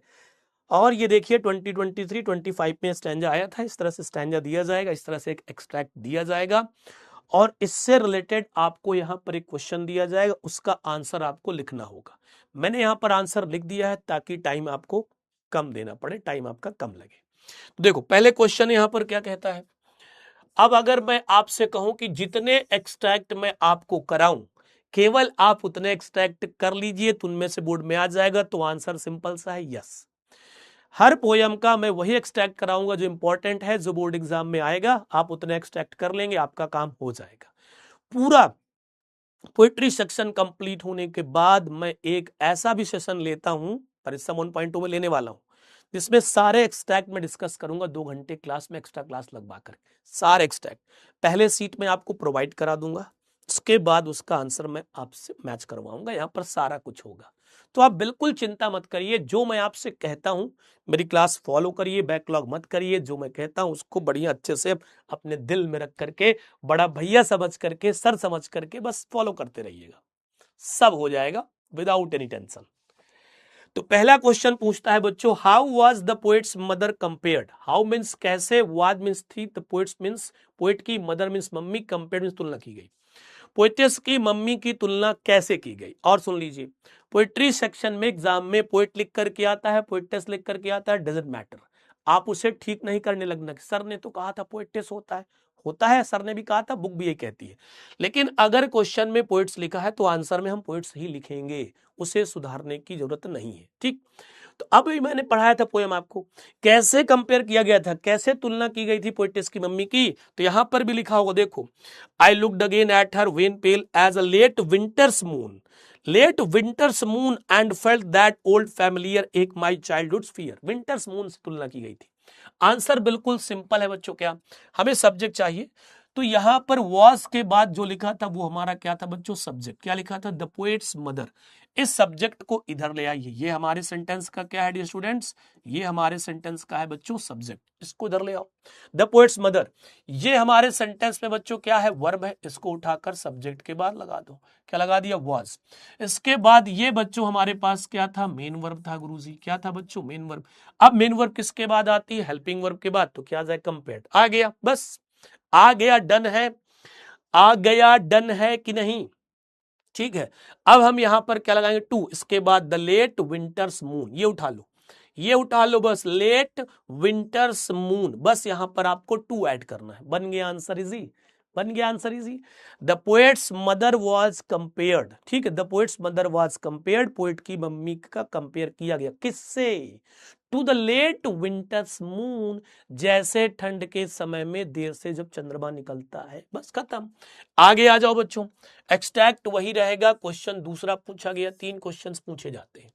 व्हाट डिड, कहता है what did the poet feel, बताओ बच्चों, what did the poet feel, poet ने क्या महसूस किया, पोएट ने यहां पर क्या महसूस किया बेटा, वही क्या महसूस किया, देखना, एंड फेल्ट, ये आ गया, आ गया यहां पर फेल्ट, क्या फेल्ट किया, दैट ओल्ड फैमिलियर एक, मिल गया आंसर, खत्म, मिल गया आंसर, खत्म। कैसे बच्चों, कैसे खत्म हो गया आंसर, ये हमारा बच्चों यहां पर क्या था, सब्जेक्ट था, सर इसको स्टार्टिंग में लाएंगे, कहां लाएंगे, स्टार्टिंग में, तो क्या लिख दिया बच्चों हम लोगों ने यहां पर, द पोएट, ये क्या हो गया, सब्जेक्ट। सर डिड हमारी यहां पर क्या थी, हेल्पिंग वर्ब, और फील बच्चों हमारी यहां पर क्या थी, main verb. Sir did interrogative में आता है, जब इसका अफर्मेटिव बनाएंगे तो सेकंड फॉर्म द्वारा लगाएंगे, तो इस फील को हमने बच्चों यहां पर किस में चेंज कर दिया, फेल्ट में चेंज कर दिया। अब इसके ठीक बाद क्या लगा दिया, दैट, क्या लगा दिया बच्चों हम लोगों ने, दैट, और यहां से कॉपी कर लिया ओल्ड फैमिलियर एक, Tata. The poet felt that old familiar एक, पोएट ने वही पुराना दर्द महसूस किया। ज्यादा लंबा आंसर लिखने की यहां पर आपको कोई नीड नहीं, एक बार बोल देता हूं, क्योंकि मार्क्स आपको उतने ही मिलेंगे, आप लंबा लिखेंगे तो भी, आप पॉइंट टू पॉइंट लिखेंगे तो भी मार्क्स आपको उतने ही मिलेंगे, इसमें ज्यादा हमें टाइम नहीं देना है। नेक्स्ट क्वेश्चन की ओर बच्चों मूव ऑन करते हैं, that is question number 3। What did the poet do at the time of farewell, farewell means बच्चों क्या होता है, विदाई। फेयरवेल मींस क्या होता है बेटा जी, फेयरवेल मींस होता है बहुआ विदाई, ठीक है, क्या होता है, विदाई। जब किसी से हम टाटा बाय बाय करते हैं तो उसको क्या बोलते हैं, गुड बाय, फेयरवेल। पोएट ने फेयरवेल के समय क्या किया, विदाई के समय, जब वो अपने मम्मी को tata bye bye good bye बोल रही थी, तो उस समय उन्होंने क्या किया, ये आंसर करना है। तो भैया यही कर सकते हैं ना सेट, क्या कहा था उसने, वाह सी शून अम्मा, सी शून अम्मा, सी शून अम्मा। सिंपल सा आंसर देना है बच्चों यहां पर क्या अपने पास, at the time of farewell, इसको हमने यहां पर ये फ्रेज पहले लिख दी, at the time of farewell, आप चाहे तो यहां पर कॉमा भी लगा सकते हैं। द पोएट सेड, पोएट ने कहा, क्या कहा था, जो कहा लिख दीजिए यहां पर, सी यू शून अम्मा, फुल स्टॉप, इन्वर्टेड कॉमा में क्लोज कर दीजिएगा, एंड केप्ट स्माइलिंग, और वो मुस्कुराती रही, मुस्कुराती रही, मुस्कुराती रही। ठीक है, तो ये बच्चों आपको तैयार कर लेना है। इसके बाद बच्चों एक स्टैंडर्ड यहाँ पर ये दिया है, देखिए नया standard driving from my parents, ठीक है, ये पहला है। इसके लिए बच्चों यहाँ पर मैंने क्यों लिखा, कभी कभी बच्चों क्या होता है कि वो सिंपल सा स्टैंड आ जाता है, बिल्कुल very simple. Where was the poet driving to, poet driving करके किधर की ओर जा रही थी। Who was sitting beside her, उनके बगल में कौन बैठा था। इसका आंसर तो आप बिना एक्सट्रैक्ट पढ़े भी दे सकते हैं। अगर आपने अच्छे से पोयम पढ़ी होगी तो आप उसका आंसर बड़े इजीली में दे सकते हैं। आंसर है the poet was driving to Cochin airport. Poet Cochin airport की ओर जा रही थी। The poet's mother was sitting beside her, और उनके बगल में कौन बैठा था, उनकी मां बैठी थी। नेक्स्ट क्वेश्चन बच्चों देखते हैं, what did the poet notice about her mother. Poet ने अपनी मां के बारे में क्या ध्यान दिया, पोएट ने अपनी मां के बारे में क्या ध्यान दिया, क्या नोटिस किया, सिंपल सी बात है। When the poet looked at her mother, जब पोएट ने अपनी मां की ओर देखा। When the poet looked at her mother, जब पोएट ने अपनी मां की ओर देखा। सी वाज डोजिंग, तो ऊँग रही थी ना, तो she was dosing and her mouth was open, और उनका मुंह क्या था, खुला हुआ था। सिंपल सा आंसर है, इसकी जरूरत ही नहीं है आपको। अब देखो जो हमने लिटरेरी डिवाइस पढ़ी थी, यहां पर क्वेश्चन आया है, which figure of speech is use in the line ashen like that. ये आगे यहां पर एस एन लाइक दैट, इस लाइन में पूछ रहा है बच्चों कौन सा फिगर ऑफ स्पीच यूज हुआ है। तो मैं पहले ही आपको बता चुका हूं, लिखना कैसे है। कुछ बच्चे लिख दें सिमिली, सीधे लिख दें सिमिली, हट हट हट, ऐसे नहीं लिखना है, नहीं गलत हो जाएगा। लिखना कैसे है बच्चों आपको, the figure of speech use in the line, यही ट्रिक लिख लीजिए, क्या, the figure of speech use in the line, जो लाइन हो वो लिखो, एस एन लाइक दैट फिर लिखो, it simile, is metaphor, is personification. इस तरह से लिखेंगे तो पूरे मार्क्स आपको यहां पर मिलेंगे। और ये भी ध्यान रखना है, ये क्वेश्चन जो बच्चों मैं आपको बता रहा हूं ये यूनिवर्सल है। यूनिवर्सल मींस मैंने देखा है कि 98% जो एक्सट्रैक्ट बोर्ड एग्जाम में आते हैं उनमें ये क्वेश्चन कंपलसरी कर दिया जाता है। हाँ, कभी कभी 2% ऐसे एक्सट्रैक्ट आते हैं जिनमें ये क्वेश्चन आपको नहीं मिलेगा, बट 98% ऐसे क्वेश्चन आते हैं एक्सट्रैक्ट के जिसमें एक क्वेश्चन ये फिक्स है, 2 क्वेश्चन अलग से होंगे। ये क्वेश्चन क्या होगा, write the name of the poem and the poet from which the above extract has been taken. इस तरह का क्वेश्चन आपसे पूछा जाएगा कि एक्सट्रैक्ट किस पोएम से लिया गया है और इस पोएम के पोएट कौन है। ये कंपलसरी कर दिया उन्होंने, 98% एक्सट्रैक्ट में ये क्वेश्चन कंपलसरी है डियर स्टूडेंट्स, इसलिए इसे आपको बेहतरीन तरीके से क्या करना है बेटा, पढ़ना है। ठीक, आइए देखते हैं इसका आंसर कैसे लिखेंगे। इसका आंसर लिखेंगे the extract is taken from the poem, क्या लिखेंगे, the extract has been taken from the poem, या फिर आप चाहें तो जैसे इज लिखा है तो यहां पर हम लिख सकते हैं बच्चों, क्या हैज बीन में लिख सकते हैं, लिया गया है हो जाएगा, इज मीन्स है टेकन, लिया गया है। किससे, माई मदर एट 66, और जब आप लिख रहे हो माई मदर एट 66 मीन्स पोएम का नेम, तो इन्वर्टेड कॉमा में नहीं, सिंगल इन्वर्टेड कॉमा में लिखना, यहां इन्वर्टेड लग गया है, इसको सिंगल कर लीजिएगा, सिंगल इन्वर्टेड कॉमा में लिखना, ब्लैक पेन से लिखना। ठीक, इसके बाद ये याद रखना कंपोज्ड ही लिखना है, रिटेन नहीं लिखना है। क्या लिखना है बेटा, कंपोज्ड बाई कमला दास, और इसको भी बच्चों सिंगल इन्वर्टेड कॉमा में ब्लैक पेन से लिखना। ये काम करेंगे पूरे 2 आउट ऑफ 2 आपको मार्क्स इसमें मिल जाएंगे। कॉपी भी आपकी बेहतरीन लगेगी, देखने में लगेगा वाह क्या बात है, क्या बात है। आ गए हैं पोएम नंबर 2 की ओर, आ गए हैं किसकी ओर बच्चों, पोएम नंबर 2 की ओर। बताओ रेडी हैं आप लोग इसके लिए, पोएम नंबर 2 के लिए सारे बच्चे रेडी हैं, please tell me through the chat box, क्या आप लोग पोएम नंबर 2 के लिए बच्चों रेडी हैं। सर क्या प्लान, वीडियो कॉल, नहीं कोई प्लान नहीं है, वीडियो कॉल का मेरा कोई प्लान नहीं है। वीडियो कॉल मैं करूंगा आपसे लेकिन अभी नहीं करूंगा, मैं ये प्रॉमिस करता हूं आप लोगों से वीडियो कॉल भी करूंगा लेकिन अभी नहीं, प्लीज। करता हूं वीडियो कॉल में बहुत कम लेकिन करता जरूर हूं, ये नहीं कोई कह सकते कि सर आप वीडियो कॉल नहीं करते। कीपिंग क्वाइट की ओर चलें बच्चों। अच्छा, कितने लोग ऐसे बच्चे हैं जो कीपिंग का मीनिंग समझते हैं, कीपिंग मीन्स होता क्या है, क्वाइट का मीनिंग समझते हैं, और इसको देख करके आपको अंदाजा लग गया होगा कि सर जी कुछ ज्यादा ही ब्यूटीफुल नहीं लग रही है कुछ ज्यादा ही ब्यूटीफुल नहीं लग रही सर, कोई बात नहीं। कीपिंग क्वाइट का मीन्स होता है बच्चों, यहां पर लिखा होगा द पावर ऑफ साइलेंस। जो लोग कीपिंग क्वाइट के पावर को समझ गए उन लोगों ने राज किया है, क्या किया है, राज। अच्छा थोड़ी देर के लिए शांत हो जाओ, थोड़ी देर के लिए शांत हो जाओ। शांत होकर के सुनो। आसपास कुछ सुनाई दे रहा है? कैसा फील हो रहा है? यही पावर है बच्चों किसका? कीपिंग क्वाइट का। अक्सर हम आजकल एक दूसरे को पीछे करने के चक्कर से, एक दूसरे से आगे निकलने के चक्कर में अपने बारे में सोचने का टाइम ही नहीं अपने पास। न अपने बारे में सोचते हैं, न अपने मम्मी पापा के बारे में सोचते हैं, न अपने दादा दादी के बारे में सोचते हैं, न अपने फ्यूचर के बारे में सोचते हैं। एक दूसरे को बीट करने के चक्कर में, कंपीट करने के चक्कर में लगे हैं। तो बेटा शांत रहना चाहिए। क्या रहना चाहिए बच्चों? शांत रहना। बिल्कुल सही, शांत रहना। शांत रहिए, स्वच्छ रहिए, मस्त रहिए। तो चलिए जानते हैं इसका पावर क्या है। अगर आप थोड़ी देर समय निकाल करके पूरे दिन में 2 से 3 मिनट तक अगर शांत रहते हैं, मौन रहते हैं, तो क्या क्या कर सकते हैं और क्या हो सकता है। ठीक है, घर में कभी शांत रह करके कुछ किया आप लोगों ने? नहीं सर जी, आप लोग बहुत शैतान हैं। थोड़ी सी बात करेंगे बच्चों किसके बारे में? अपने पैब्लो नेरूदा के बारे में। अगर पोएट की बात करें बच्चों, तो पोएट इस पोयम के हैं पैब्लो नेरूदा। कौन है बच्चों? पैब्लो नेरूदा, जिनका जो बच्चों बॉर्न है 1904 में हुआ था, जिनकी डेथ प्यारे बच्चों 1973 में हुई थी। Is the pen name of Neftali Ricardo Reyes Basoalto. और बच्चों जो इनका रियल नेम है वो क्या नेम था? नेफ्ताली रिकार्डो रेयस बासोल्टो, इनका रियल नेम था। इनका जो पैब्लो नेरूदा वो एक पेन नेम है। क्या है बच्चों? Pen name. ये इस नेम का यूज किसके लिए करते थे? पोएट्री लिखने के लिए, पोएम लिखने के लिए इनका यूज वो लोग करते थे। ठीक है बेटा। Who was born in the town of Parral in Chile. Chile में इनका जन्म हुआ था। नेरूदा की जो बच्चों पोयम होती थी वो बहुत ज्यादा अच्छी पोयम होती थी, समझदारी वाली पोयम होती थी, बहुत खूबसूरत पोयम्स होती थी, जैसे उनमें से की पोयम है। तो चलो एक बार फटाफट से पहले बच्चों हम क्या देख लेते हैं? कुछ वर्ड मीनिंग्स देख लेते हैं इसकी, ताकि जब हम ये पोयम्स पढ़ें तो हमें कुछ वर्ड मीनिंग्स पहले से पता रहे और हम पोयम को बड़ी बेहतरीन तरीके से समझ पाए। Let's see.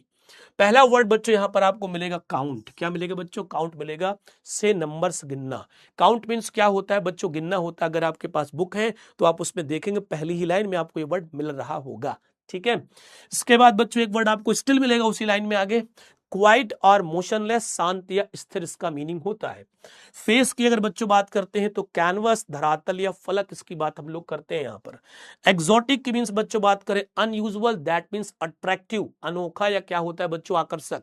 स्ट्रेंथ भी कह सकते हैं, अट्रैक्टिव भी कह सकते हैं इसके लिए। रस, रस मीन्स होता है हर्डल, हैस्ट, भीड़ भाड़ होती नहीं, कहते हैं आज मार्केट गए थे सर, बहुत रस था सर, आज बहुत ट्रैफिक था, बहुत ज्यादा रस था। ठीक है। इसके बाद बच्चों सडन, सडन की मीनिंग आप समझते हैं एट वंस, आकस्मिक या एकदम, जिसे हम सडनली, अचानक से भी बोलते हैं। स्ट्रेंजनेस की बच्चों अगर बात करते हैं अनयूजुअल, सरप्राइजिंग, अनोखा या एक विलक्षण क्षण, जिसके बारे में इमेजिनेशन भी कोई नहीं कर सकता है। फिशरमैन कॉमन वर्ड है। पीपल हु कैच फिश, जिन्हें हम बोलते हैं मछुआरे, जो लोग मछली पकड़ने का काम करते हैं। अगला बच्चों यहां पर वर्ड अपने पास इंपॉर्टेंट, हार्म। हार्म मीन्स होता है हर्ट, किसी को नुकसान पहुंचाना। वेल्स बच्चों मछली का नाम है। किसका? वेल्स मछलियां होती है उनका नाम है यहाँ पर। गैदरिंग मीन्स बच्चों होता है कलेक्टिंग, इकट्ठा करना। क्या करना बच्चों? इकट्ठा करना। हर्ट मीन्स होता है बच्चों इंजर्ड, घायल या चोटिल होना। विक्ट्री, विक्ट्री मीन्स बच्चों ट्रायम्फ। ट्रायम्फ मीन्स क्या होता है? विजय, जिसे विन बोल सकते हैं, विक्ट्री बोल सकते हैं, ओवरकम बोल सकते हैं। ठीक है। सर्वाइवर्स मीन्स बच्चों होता है those who are left alive, जो जीवित बचते हैं उन्हें हम लोग सर्वाइवर्स बोलते हैं। इन द शेड की बच्चों अगर बात करते हैं अंडर ओट, छाव में, जब किसी पेड़ की छाव में बैठते हैं तो इन द शेड हो जाता है। ठीक। आगे चलेंगे बच्चों तो यहां पर क्या लिखा है? कंफ्यूज्ड, इसका मीनिंग होता है बच्चों मिसअंडरस्टूड। क्या होता है? मिसअंडरस्टूड, गलत समझना या बच्चों भ्रमित हो जाना। गलत समझना या क्या हो जाना स्टूडेंट्स? भ्रमित हो जाना। आगे चलते हैं डेटा। इनएक्टिविटी, आइडलनेस, निष्क्रियता। आइडलनेस, निष्क्रियता, inactivity. Truck with, associate with होता है इसका मतलब लेन देन होना। ठीक है। नेक्स्ट बच्चों यहां पर चलते हैं। ह्यूज, वास्ट, विशाल, विशाल बहुत बड़ा। ठीक है। नेक्स्ट बच्चों इंटरप्ट, हिंडर, रुकावट, बाधा डालना। ठीक है। इसके बाद बच्चों थ्रेटनिंग, कॉजिंग अ थ्रेट, धमकी देना, यहां मृत्यु का भय पैदा करने से इसका सेंस लिया गया है। ठीक। LATER, later that comes after, बाद में आने वाला। ठीक है। और यहां पर अलाइव, अलाइव मीन्स बच्चे होता है लिविंग, जिसे हम क्या बोलते हैं, जीवित। अब आप कहेंगे सर ये हमें वर्ड मीनिंग साहब क्यों बता रहे हैं, हमारी बुक में है, कोई बात नहीं, लेकिन ये जो सिनोनियम्स बच्चों यहाँ पर लिखे हैं ये आपके लिए इंपॉर्टेंट है, बुक में है, लेकिन सारे बच्चे बुक से नहीं पढ़ते होंगे। इस क्लास में कम से कम एट अ ग्लांस आपने देखा 10-15 वर्ष तो आपको इसमें पता ही हो गए होंगे। तो ये मैं सिनोनियम्स के लिए बताता हूं कि अगर कोई आपके एग्जाम में न्यू वर्ड सिनोनियम से रिलेटेड आता है तो वो यहीं से आता है। हो सकता है इंटरप्ट के लिए आ जाए, तो इंटरप्ट का मतलब होता है बाधित करना, किसी काम में रुकावट डालना, हिंडर हो जाएगा, ऑब्स्टेकल हो जाएगा, ठीक। इसलिए आपको इनको पढ़ना है।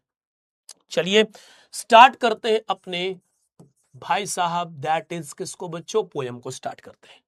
कुछ पोयम्स की बेहतरीन लाइन्स है यहाँ पर। पैब्लो नेरूदा कहते हैं कि शांत रहिए, शांत रहने का अपना अलग ही मजा है, सब कुछ छोड़ छाड़ के कुछ टाइम निकालिए, कुछ क्षण निकालिए और शांत रहिए और इंट्रोस्पेक्शन करिए, आत्मनिरीक्षण, अपने आप के बारे में जानना, अपने आप के बारे में सोचना। चलिए देखते हैं, चलिए गुरुजी देखते हैं। बिल्कुल डियर स्टूडेंट्स, कहता है now we will count to 12 and we will all keep still. देखना ध्यान से, नाउ मीन्स अब, वी विल काउंट टू 12, अब मैं 12 तक गिनूंगा, अब मैं 12 तक की गिनती गिनूंगा, एंड मीन्स और, वी मीन्स हम, विल ऑल सभी, कीप स्टिल शांत रहेंगे, और हम सभी लोग बिल्कुल शांत और स्थिर रहेंगे।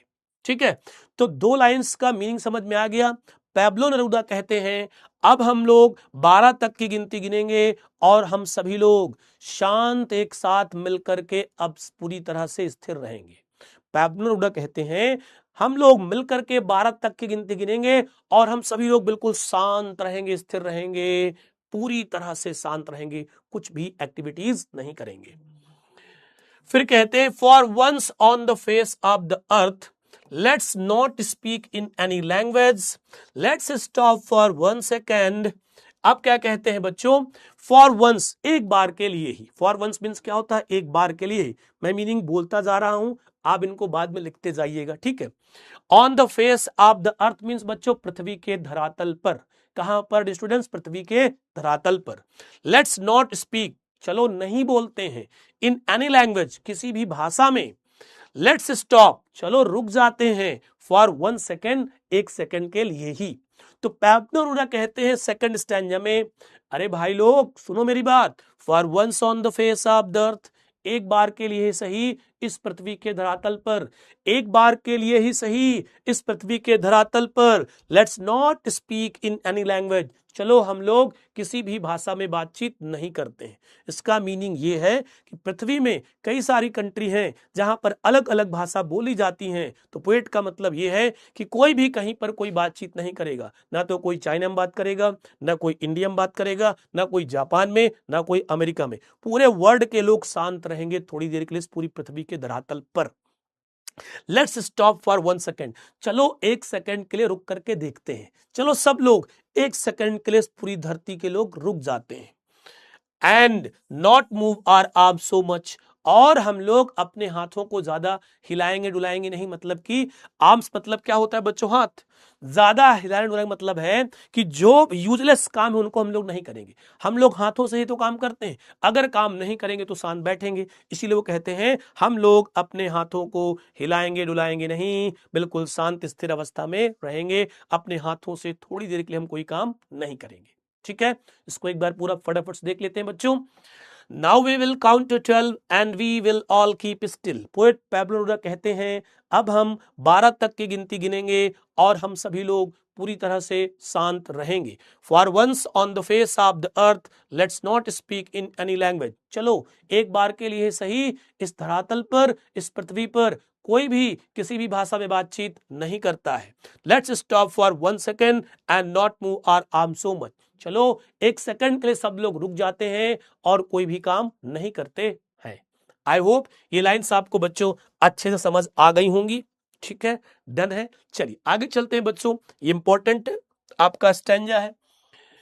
It would be an exotic moment without rush without engines, we would all be together in a sudden strangeness. अब पोएट कहते हैं कि अगर ऐसा हुआ, अगर सपोज दैट ऐसा हुआ, जो हम लोग सोच रहे हैं वो हो गया, सब लोग शांत हो गए, एक सेकंड के लिए कोई काम नहीं करता है, तो उससे होगा क्या, आइए जानते हैं उससे क्या हो सकता है। तो पोएट कहते हैं it would be an exotic moment, ये एक बहुत ही आकर्षक मोमेंट होगा, या एक बहुत ही अजीब क्षण होगा। पोएटिस कहते हैं अगर ऐसा हुआ तो ये एक बहुत ही अजीब क्षण होगा, ये एक बहुत ही आकर्षक क्षण होगा, आकर्षक समय होगा डियर स्टूडेंट्स। विदाउट रस, ऐसी स्थिति में कोई भीड़ भाड़ नहीं होगी, कोई भाग दौड़ नहीं होगी। विदाउट इंजन्स, इंजन्स मीन्स होता है बच्चों जैसे कारखाने चलते हैं तो वहां पर इंजन चलते हैं, रेलगाड़ी बस सब में इंजन लगे होते हैं। तो कहते हैं विदाउट इंजन्स, ना तो कोई रेलगाड़ी चलेगी, ना बस चलेगी, ना कार चलेगी, ना कोई फैक्ट्री चलेगी, कोई कुछ शोरगुल नहीं होगा, कोई पोल्यूशन नहीं होगा पूरी अर्थ में। We would all be together, और सबसे बड़ी बात क्या होगी, हम सभी एक साथ होंगे, हम सभी एक साथ होंगे। इन अ सडन स्ट्रेंजनेस, अचानक से सबको अजीब लगेगा, अचानक से ये सारी चीजें अजीब होंगी, लेकिन हम सब लोग एक साथ होंगे। आपने देखा था बच्चों कोविड-19 के समय में इसी तरह का कुछ था, ना तो कोई इंजन था, ना तो कोई रस था, सब लोग एक साथ थे, दूर दूर से लोग अपने अपने गांव में आ गए, अपने दादा दादी के साथ टाइम स्पेंड कर रहे थे, सब लोग एक साथ थे। बहुत ही एग्जॉटिक मोमेंट था वो, था कि नहीं एग्जॉटिक मोमेंट। तो उसी मोमेंट की बात कर रहे हैं और समझ सकते हैं कि पैब्लो नेरुदा कितने मतलब दूरदर्शी थे। तो भाई जो हमारे पोएट हुए हैं ना, जो पोएटेस हुई हैं, वो बहुत दूरदर्शी थे, उनको सब पता होता था कि फ्यूचर में क्या हो सकता था। बताओ कोरोना से पहले कब की पोएम लिख करके गए थे, और वही यहाँ पर हो रहा है। इसीलिए कहते हैं शांत रहो, मुस्कुराओ, थोड़ा आगे बढ़ो, दिन रात काम के पीछे मत भागो। ठीक है बच्चों, आई होप ये आपको समझ आ गया होगा। आगे चलते हैं स्टूडेंट नेक्स्ट स्टैंजा की ओर। Fisherman in the cold sea would not harm whales and the man gathering salt would look at his hurt hands. अब एक बता दिया कि ये मूवमेंट आएगा, इस मूवमेंट को हम लोग एंजॉय करेंगे अगर ऐसा होता है। फिर क्या कहते हैं बच्चों, फिशरमैन मछुआरे, इन द कोल्ड सी जो ठंडे सागरों में जाते हैं, किसके लिए, मछली पकड़ने। मछुआरे का काम ही क्या है बच्चों, मछली पकड़ने। जो मछुआरे ठंडे महासागरों में मछली पकड़ने जाते हैं, वुड नॉट हार्म वेल्स, वे वेल्स मछलियों को नुकसान नहीं पहुंचाएंगे। कौन, मछुआरे। भाई जब सब शांत रहेंगे, कोई एक्टिविटीज नहीं होगी, तो मछुआरे भी काम करने के लिए ठंडे समुद्र में नहीं जाएंगे, तो क्या होगा, वेल्स मछलियों को नुकसान नहीं पहुंचाएंगे। एंड द मैन, वो व्यक्ति, गैदरिंग जो इकट्ठा करता है सॉल्ट नमक, वुड लुक देखेगा, एट हिज हर्ट हैंड्स अपने चोट वाले हाथों को, या जो हाथ उसके क्या हो गए, हर्ट हो गए, मतलब कि चोट लग गई उनमें से, इंजर्ड हो गए हैं जो हाथ, उनको देखेगा और बढ़िया बोरोप्लस लगाएगा। क्योंकि जब वो रोज नमक इकट्ठा करने का काम करता है तो उसे टाइम ही नहीं मिल पाता अपने उन हर्ट हैंड्स देखने के लिए। फिर से काम, रात में आया सो गया खा के, फिर सुबह काम में, तो कम से कम एक टाइम उसको ऐसा मिल जाएगा जब वो अपने उन घायल हाथों को, इंजर्ड हाथों को देखेगा और उनमें बोरोप्लस लगाएगा। ठीक है, एक बार इन दोनों स्टैंजा को फटाफट से देख लेते हैं बच्चों। It would be an exotic movement without trucks without engines. Poet कहते हैं अगर ऐसा हुआ तो ये एक बहुत ही आकर्षक टाइम होगा, ना तो भीड़ भाड़ होगी, ना तो कोई जल्दबाजी होगी, ना तो कोई फैक्ट्री चलेंगी, और ना ही कोई यातायात के साधन चलेंगे, चारों तरफ शांति ही शांति होगी। We would all be together in a sudden strangeness, और बड़े ही अजीब तरीके से सही हम सब लोग एक साथ साथ रहेंगे। Fisherman in the cold sea would not harm whales, और जो मछुआरे लोग हैं जो ठंडे महासागरों में जाकर मछलियां पकड़ते हैं, उस दिन वो उन मछलियों, वेल्स मछलियों को नुकसान भी नहीं पहुंचाएंगे। And the man gathering salt would look at his hurt hands, और वो व्यक्ति जो हमेशा नमक इकट्ठा करता रहता है, उस दिन वो भी थोड़ा सा आराम करेगा और अपने घायल हाथों को देखेगा और उनका ट्रीटमेंट करेगा। चलो, इतनी पॉजिटिव चीजें हो सकती हैं, इतनी पॉजिटिव चीजें हो सकती हैं अगर एक व्यक्ति थोड़ी देर के लिए क्या हो जाए, शांत हो जाए और अपने बारे में सोचे, दूसरों के बारे में सोचे। Positive thoughts, not negative. चलो बताओ बच्चों, बिल्कुल चुप रहना, बिल्कुल सही।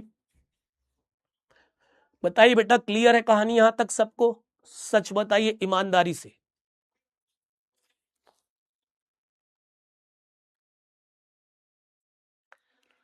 समझ आ रहा है बच्चों? क्लियर है कहानी यहां तक? सारे बच्चे एक बार बताएं यस और नो। नहीं, ये सब नोट्स में नहीं बनाना, ये कुछ नहीं नोट्स में लिखना है।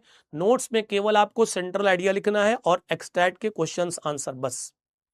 नोट्स में केवल आपको सेंट्रल आइडिया लिखना है और एक्सट्रैक्ट बेस्ड जो क्वेश्चंस हैं वो लिखने हैं, बाकी कुछ नहीं करना।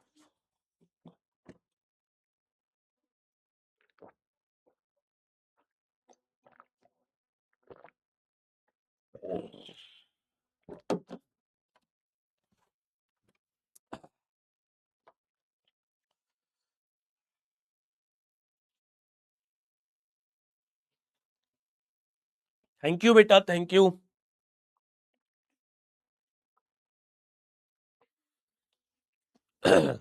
चलो आगे चलते हैं बच्चों। नेक्स्ट, डियर स्टूडेंट्स, एक मैं अपील और सबसे करता हूं आप लोगों से कि आप क्लास को रिवाइज जरूर किया करिए। जैसे कुछ छोटा मोटा हो सकता है डाउट रह जाता हो लाइन में ना, तो ये क्लास हमेशा आपके पास रहती है। 1.5x की स्पीड में लगा लो और आराम से इस क्लास को कंटिन्यू कर लेना, बढ़िया आराम से रिलैक्स, ठीक है। आगे आ जाओ, अब देखते हैं और क्या क्या हो सकता है, आगे जानते हैं। कहते हैं बच्चों poet, those who prepare green wars, ठीक है, wars with gas, wars with fire, victory with no survivors. कितनी अच्छी बात कही है। देखो पोएट क्या कहते हैं, दोज हु, वो लोग जो, दोज वो लोग, हु मीन्स जो, प्रिपेयर मीन्स तैयारी करते हैं, ग्रीन वॉर्स हरित युद्धों की। कुछ लोग ऐसे इस वर्ल्ड में, संसार में, इस ग्लोब में जो हरित युद्ध की तैयारी कर रहे हैं। हरित युद्ध का मतलब यहां पर पोएट से है बच्चों, जैसे आप साइड में देख रहे होंगे बहुत सारे पेड़ हैं, उन पेड़ों को लोग काटते जा रहे हैं, पेड़ों को धीरे धीरे लोग काट रहे हैं, जंगल को डिस्ट्रॉय कर रहे हैं, और जंगल का जो एरिया है डे बाय डे बच्चों रिड्यूस होता जा रहा है। तो वही कह रहे हैं कि ऐसे लोग, जो लोग हमेशा जंगल काटने में लगे रहते हैं, जंगल कम करने में लगे रहते हैं, जंगली जीव जानवरों को मारने में लगे रहते हैं, उस दिन जो इन सब चीजों की तैयारी कर रहे हैं इस युद्ध की, वार्स विद गैस, जो लोग गैस से युद्ध लड़ने की तैयारी करते हैं, बड़े बड़े केमिकल्स से युद्ध लड़ने की जो तैयारी करते हैं, वार्स विद फायर, जो लोग आग से युद्ध लड़ने की तैयारी कर रहे हैं, जैसे गोला हो गया, बम हो गया, रॉकेट हो गया, मिसाइल्स, इनका मतलब आग से। इन सब से जितने भी लोग हैं युद्ध की जो तैयारी कर रहे हैं, विक्ट्री विथ नो सर्वाइवर्स, ये ऐसे युद्ध की तैयारी करते हैं, यहां पर ये जीत तो सकते हैं लेकिन यहां पर जीवन जीने वाला कोई नहीं बचेगा। ये ऐसे जीत की कामना करते हैं कि वो युद्ध जीत जाए लेकिन यहां कोई जीवन जीने वाला ही ना बचे। तो ऐसे युद्ध नहीं करना चाहिए। तो वही कहते हैं क्या बच्चे, those who prepare green wars, वो लोग जो हरित युद्ध की तैयारी करते हैं, वार्स विद गैस, वो लोग जो गैस से युद्ध लड़ने की तैयारी करते हैं, वार्स विद फायर, जो लोग आग से युद्ध लड़ने की तैयारी करते हैं, विक्ट्री विद नो सर्वाइवर्स, और वो सोचते हैं कि हम जीत जाएं और कोई ना बचे। ये ऐसी जीत होगी कि ये जीत तो जाएंगे, जीत तो नहीं मिलेगी, जीत तो मिलेगी लेकिन कोई जीवन जीने वाला नहीं बचेगा। तो क्या करेंगे लोग फिर, would put on clean clothes, वो लोग भी उस दिन जब शांति रहेगी, सन्नाटा रहेगा, कोई बोलेगा नहीं, कोई एक्टिविटीज नहीं करेंगे, तो वो लोग भी कौन, यही सारे लोग जो इन सब चीजों की तैयारी कहते हैं, would put on clean clothes, उस दिन ये सब साफ सुथरे कपड़े पहनेंगे, and walk about with their brothers, और अपने भाइयों के साथ टहलेंगे, घूमेंगे, उनके साथ बातचीत करेंगे, in the shade doing nothing, और बढ़िया पेड़ की छांव पर बैठेंगे और कुछ भी नहीं करेंगे, ना तो एसएनके खाएंगे, ना कमला पसंद, और ना ही ये कुछ नहीं करना, शांति से बैठना, आराम से रिलैक्स। अब पोएट ने ये क्यों कहा बच्चों, clean clothes, put on means क्या होता है, वेयर, पहनना, क्लीन क्लॉथ्स क्यों, क्योंकि जब आप युद्ध लड़ते हैं, युद्ध में जाते हैं, तो आप देखते हैं मार काट होती है, कोई मरता है, कोई जीता है, तो उसके जो ब्लड के स्पॉट होते हैं वो कपड़ों पे लग जाते हैं, तो वो कपड़े साफ सुथरे होने चाहिए, बिल्कुल आराम से रिलैक्स। तभी कहते हैं आप बैठिए, आराम से मौज मस्ती करिए। Let's see once again, These who prepare green wars, wars with gas, wars with fire, victory with no survivors. Poet कहते हैं कुछ लोग ऐसे भी हैं जो हरित युद्ध लड़ने की तैयारी कर रहे हैं, गैस से युद्ध लड़ने की तैयारी कर रहे हैं, आग से युद्ध लड़ने की तैयारी कर रहे हैं। ये ऐसे युद्ध की तैयारी करते हैं कि जीत तो सकते हैं लेकिन जीवन जीने वाला कोई इस युद्ध के बाद बचेगा ही नहीं। तो उस दिन ये लोग भी साफ सुथरे कपड़े पहनेंगे और अपने भाइयों के साथ कंधे से कंधा मिलाकर चलेंगे, पेड़ की छांव पर बैठेंगे, और उस दिन ये कुछ भी करेंगे नहीं। आई होप ये बच्चों आपको अच्छे से बात समझ आ गई होगी। आगे चलते हैं। अब पोएट बच्चों बहुत होशियार थे, जो हमारे पोएट साहब थे वो बहुत ज्यादा होशियार थे, उन्हें पता था, क्या पता था कि जब मैं बार बार ये बोल रहा हूं कुछ नहीं करना, कुछ नहीं करना, कुछ नहीं करना, तो जब स्टूडेंट मेरे इन लाइंस को पढ़ेंगे तो घर में जाएंगे, सुनो मम्मी पैब्लो नेरूदा जी ने कहा है कुछ नहीं करना, और हमारे बाबा शिव सर ने बताया है कि ये सब नहीं करना, आराम फरमाना है। पता था पोएट को कि लोग मेरी इस बात का गलत मतलब भी निकाल सकते हैं, इसलिए पोएट ने एक स्टैंजा अपने लिए बचा के रखा। कैसा, आइए देखते हैं। कहते हैं बच्चों, what I want should not be confused with total inactivity. देखो ये पोएट पैब्लो नेरूदा कहते क्या है बच्चों, कहते हैं व्हाट, जो I want should not be confuse. अरे भाई जो मैं बोल रहा हूं, ये चीजें जो मैं बातें बता रहा हूं, इन सब को लेकर कंफ्यूज नहीं होना चाहिए, इन सब को लेकर आपको भ्रमित नहीं होना चाहिए। विथ टोटल इनएक्टिविटी, मेरा कहने का मतलब पूरी तरह से निष्क्रियता नहीं है। इनएक्टिविटी मतलब लेजीनेस। मेरा कहने का मतलब ये नहीं कि आलसी बन जाओ, मैं कह रहा हूं कोई काम ना करो, कहीं जाओ ना, मछली ना पकड़ो, इंजन नहीं चलेंगे, फैक्ट्री तो हमेशा हमेशा के नहीं बंद करना है, आलसी नहीं बनना है, थोड़ी देर के लिए बोल रहा हूं, ये बात याद रखना, ठीक है। और क्या कहते हैं, life is what it is about, कितनी अच्छी लाइन है, जीवन जीने का नाम है, जीवन जीना है, इनएक्टिव नहीं होना है। जीवन में आए हो तो जियो, काम करो। मैं चाहता हूं कि भैया जीवन का उद्देश्य है जीना, और जो जीवन का उद्देश्य उसे पूरा करो। I want to truck with that, I want no truck with that means होता है इससे मेरा मृत्यु से कोई लेना देना नहीं है, मेरा मृत्यु से कोई लेना देना नहीं। मैं ये नहीं कह रहा हूं कि आप बिल्कुल निष्क्रिय हो जाए, मर जाए, ना ना ना ना। अगर कोई व्यक्ति जीवन नहीं जीता है, वो बिल्कुल लेजी हो जाता है, तो उसका जीवन कैसा है, मृत्यु के समान है। मरे हुए व्यक्ति में और आप में क्या अंतर रह जाए जब आप कुछ कर नहीं रहे। तो पोएट इन सब चीजों को समझाता है कि मेरा मृत्यु से कोई लेना देना नहीं है इनएक्टिविटी को लेकर। मैं ये चाहता हूं कि थोड़ी देर आप शांत रहें, फिर अपने सारे काम करें। इफ, और कितनी अच्छी बात सिखा कर जाते हैं, if we were not so single minded about keeping our lifes moving. कहता है इफ मींस यदि, वी वर नॉट हम नहीं होते, सो सिंगल माइंडेड बिल्कुल एकाग्रचित होकर, अगर हम लोग एकाग्रचित होकर पूरे मन से, अगर हम लोग एकाग्रचित होकर पूरे मन से about keeping our lifes moving, अपने जीवन को बढ़ाते नहीं रहते, अगर हम हमेशा एकाग्र मन से अपने जीवन को हमेशा आगे नहीं बढ़ा रहे होते, तो क्या करते बच्चों, and for once could do nothing, and और फॉर वंस एक बार के लिए कुछ ना करते। हमारा जो जीवन है वो कैसा है, हम अपने आप को बढ़ाने के लिए, अपना लिविंग स्टैंडर्ड हाई करने के लिए दिन रात काम किए जा रहे हैं, दिन रात काम किए जा रहे हैं। स्ट्रेस में है तो भी काम कर रहे हैं, डिसअपॉइंट है तो भी काम कर रहे हैं, डिस्टर्ब है तो भी काम कर रहे हैं, करते जा रहे हैं।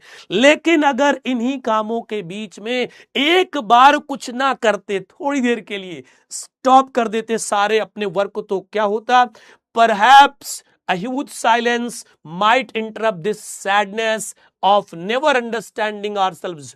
तो कहता है परहैप्स शायद, a huge silence एक बहुत बड़ी जो चुप्पी थी, might interrupt this sadness इस किसको, सैडनेस को, इस दुखी मन को, इस दुख को क्या करती, इंटरप्ट कर सकती थी, उसे बाधित कर सकती थी। ऑफ नेवर अंडरस्टैंडिंग आवरसेल्व्स, हमने अपने आप को कभी समझा ही नहीं, हमने अपने आप को कभी समझा ही नहीं। End of threatening ourselves with death, और हमेशा हम अपनी मृत्यु से डरते रहे।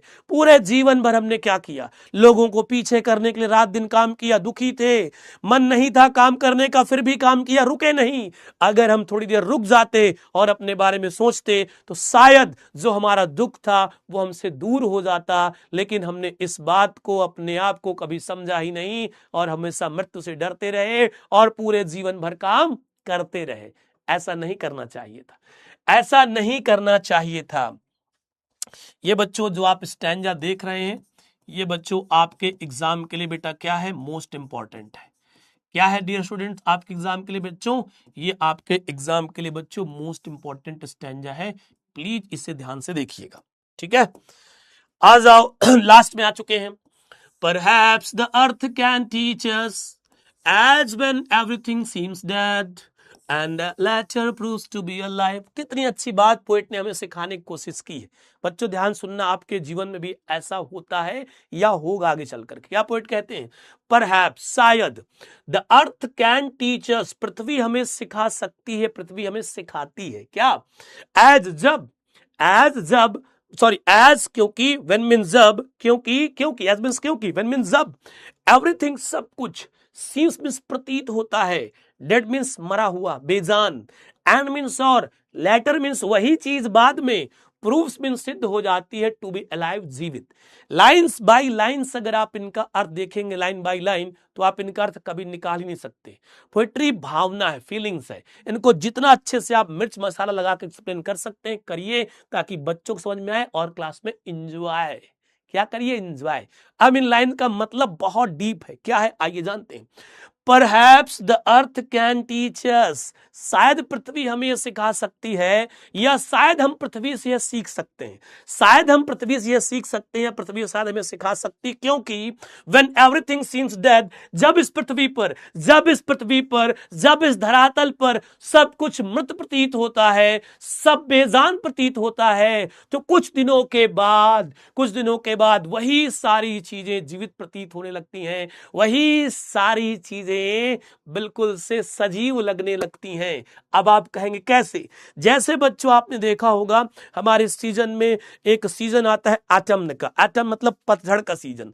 जब पतझड़ का सीजन आता है तो हम देखते हैं जो पेड़ होता है उसकी सारी पत्तियां बच्चों चली जाती हैं, बिल्कुल बाल्ड हो जाता है पेड़, बिल्कुल लगता है सूख गया। अगर उस पेड़ को आप दूर से देखते हैं तो आपको वो पेड़ बेजान नजर आता है, सूखा नजर आता है। लेकिन कुछ दिन बाद जब आप उसी रास्ते से गुजरते हैं और बसंत का मौसम होता है, तो आप देखते हैं उसी पेड़ में बढ़िया हल्की हल्की छोटी छोटी बिल्कुल हरी पत्तियां आप नजर आती हैं। तो वाह क्या सीन है, होता ही नहीं होता है। इसी तरह से जब हम खेत में जाते हैं, जो बच्चे किसान हैं, जब जिनके यहाँ खेती होती होगी, जिनके पापा फार्मर होंगे, वो अच्छे इस बात को समझ सकते हैं कि जब खेती में हम लोग जाते हैं बोने, कोई अनाज बोते हैं, गेहूं बोते हैं, चना बोते हैं, तो बिल्कुल सूखा पड़ा रहता है, उसके अंदर बीज होता है और वो लगता है बीज क्या बेजान है, कोई जान नहीं। लेकिन कुछ दिन बाद वही बीज धीरे धीरे अंकुरित होता है और ऊपर जब वो पूरी तरह से निकल आता है, तो वही कितना बढ़िया जानदार खेत आपको लगने लगता है, जो खेत आपको बिल्कुल वीरान लगता था। तो ये पृथ्वी हमें सिखाती इन सब चीजों के बारे में कि जीवन में उदासी आएगी, लेकिन उस उदासी से थक कर हारना नहीं है, बैठना नहीं है, काम करते रहना है, काम करते रहना। जैसे प्रकृति, पेड़ सूखा है लेकिन उस पेड़ के अंदर प्रकृति अपना काम कर रही है, उसकी साइकिल चल रही है और एक दिन प्रकृति बिल्कुल हरी भरी हो जाती है। जो बीज है अंकुरित होने का काम, प्रोसेस स्टार्ट हो चुका है, कर रहा। लोग कहते हैं अरे खेत में तो कुछ नहीं है, दूर से देखें अरे वीरान पड़ा है, लेकिन वो अंकुरित होने वाला जो प्रोसेस है वो चल रहा है और एक दिन सारे बीज अंकुरित हो जाते हैं और वो खेत बिल्कुल हरा भरा हो जाता है। ऐसी हमारी लाइफ है। हमारी लाइफ में बहुत सारी ऑब्स्टेकल्स आते हैं, बहुत सारी बाधाएं आती हैं। उन बाधाओं से डरना नहीं है, हारना नहीं है, झुकना नहीं है, शांत हो जाना है और अपने काम में लगे रहना है, किसी से कुछ नहीं बोलना है, काम करते रहना है और जब रिजल्ट आएगा तो सबको जवाब दे देना है। समझ गए? अब बाकी आप समझदार हैं, आगे का आप इसमें अपना नोट कर लीजिएगा। ठीक, फिर पोएट वही बात दोहराते, now I will count up to 12 and you keep quiet and I will go. Poet कहते हैं now I will count up to 12, अब मैं 12 तक की गिनती फिर गिनूंगा। सुनो बच्चों, मैं 12 तक की गिनती फिर गिनूंगा, and you keep quiet and I will go. आप सब लोग शांत रहेंगे और मैं चला जाऊंगा, आप सब लोग शांत रहेंगे और मैं चला जाऊंगा। ठीक है बच्चों, क्लियर है कहानी? चलिए नेक्स्ट बच्चों चलते हैं कहां पर, पैब्लो नेरूदा के पास चलते हैं। सेंट्रल आइडिया, ये सेंट्रल आइडिया थोड़ा छोटा है और सॉरी बेटा ये भी इंपॉर्टेंट है, अगर आप चाहे तो इसको लर्न कर सकते हैं। देखो, in this poem the poet Pablo Neruda suggests that he would count to 12 and everybody would keep still। बिल्कुल सिंपल लाइन है बेटा, याद हो जाएगी। इन दिस पोएम, इस पोएम में द पोएट पैब्लो नेरूदा, जो पोएट पैब्लो नेरूदा है, सजेस्ट, प्रस्ताव देते हैं कि ही वुड काउंट टू 12, वो 12 तक की गिनती गिनेंगे, एंड एवरीबॉडी, और सब लोगों को, वुड कीप स्टिल, क्या रहना है? शांत रहना है, स्थिर रहना है। ठीक है, ही सजेस्ट दैट, फिर वो सजेस्ट करते हैं क्या? ऑन द अर्थ, पृथ्वी पर, at our dwelling place, dwelling place मतलब बच्चों होता है निवास स्थान, रेसिडेंस क्या होता है? रेसिडेंस, जहां हम लोग रहते हैं उसको ड्वेलिंग प्लेस बोलते हैं, रेसिडेंस बोलते हैं। पूरी पृथ्वी पर, हमारे निवास स्थान पर, कहां? वी वुड बी साइलेंट, हम लोग बिल्कुल क्या रहेंगे? साइलेंट रहेंगे। पूरी पृथ्वी शांत रहेगी, जो जहां रहते हैं वो लोग वहां पर क्या रहेंगे? बिल्कुल शांत रहेंगे। एंड मोशनलेस, मोशनलेस मीन्स बच्चों विदाउट एक्टिविटी, कोई भी क्रियाकलाप आपको नहीं करने हैं, कोई काम आपको उस दिन नहीं करना है, ठीक। फिर कहते हैं he wants us to keep silent and suspend all activities for a while so that we may introspect and understand ourselves। इसके बाद बच्चों पोएट क्या कहते हैं? he means वह, wants means चाहता है, to keep silent वो चाहता है कि हम सब लोग साइलेंट रहें, चुप रहें, and suspend all activities और सभी क्रियाकलापों को सस्पेंड कर दे, मतलब टाल दें, कैंसिल नहीं करना बोल रहा है, सस्पेंड, थोड़ी देर के लिए टाल दें उनको, फॉर अ वाइल थोड़ी देर के लिए, सो दैट जिससे कि वी में इंट्रोस्पेक्ट हम लोग आत्मनिरीक्षण कर सके, अपने अंदर की बुराइयों को और अच्छाइयों को जान सकें, एंड अंडरस्टैंड आवरसेल्व्स और अपने आप को बच्चों समझ सके, ठीक है। The earth can teach us that we need rest time to think for the bright future। कहता है the earth can teach us, पृथ्वी हमें सिखा सकती है, that means कि we need rest time to think, हमें जरूरत है किसकी बच्चों? रेस्ट की। किस लिए? to think, ये सोचने के लिए, for the bright future, अपने उज्जवल भविष्य के लिए, ठीक है। the poet asks us, poet हमसे कहते हैं, रिक्वेस्ट करते हैं, क्या कहते हैं?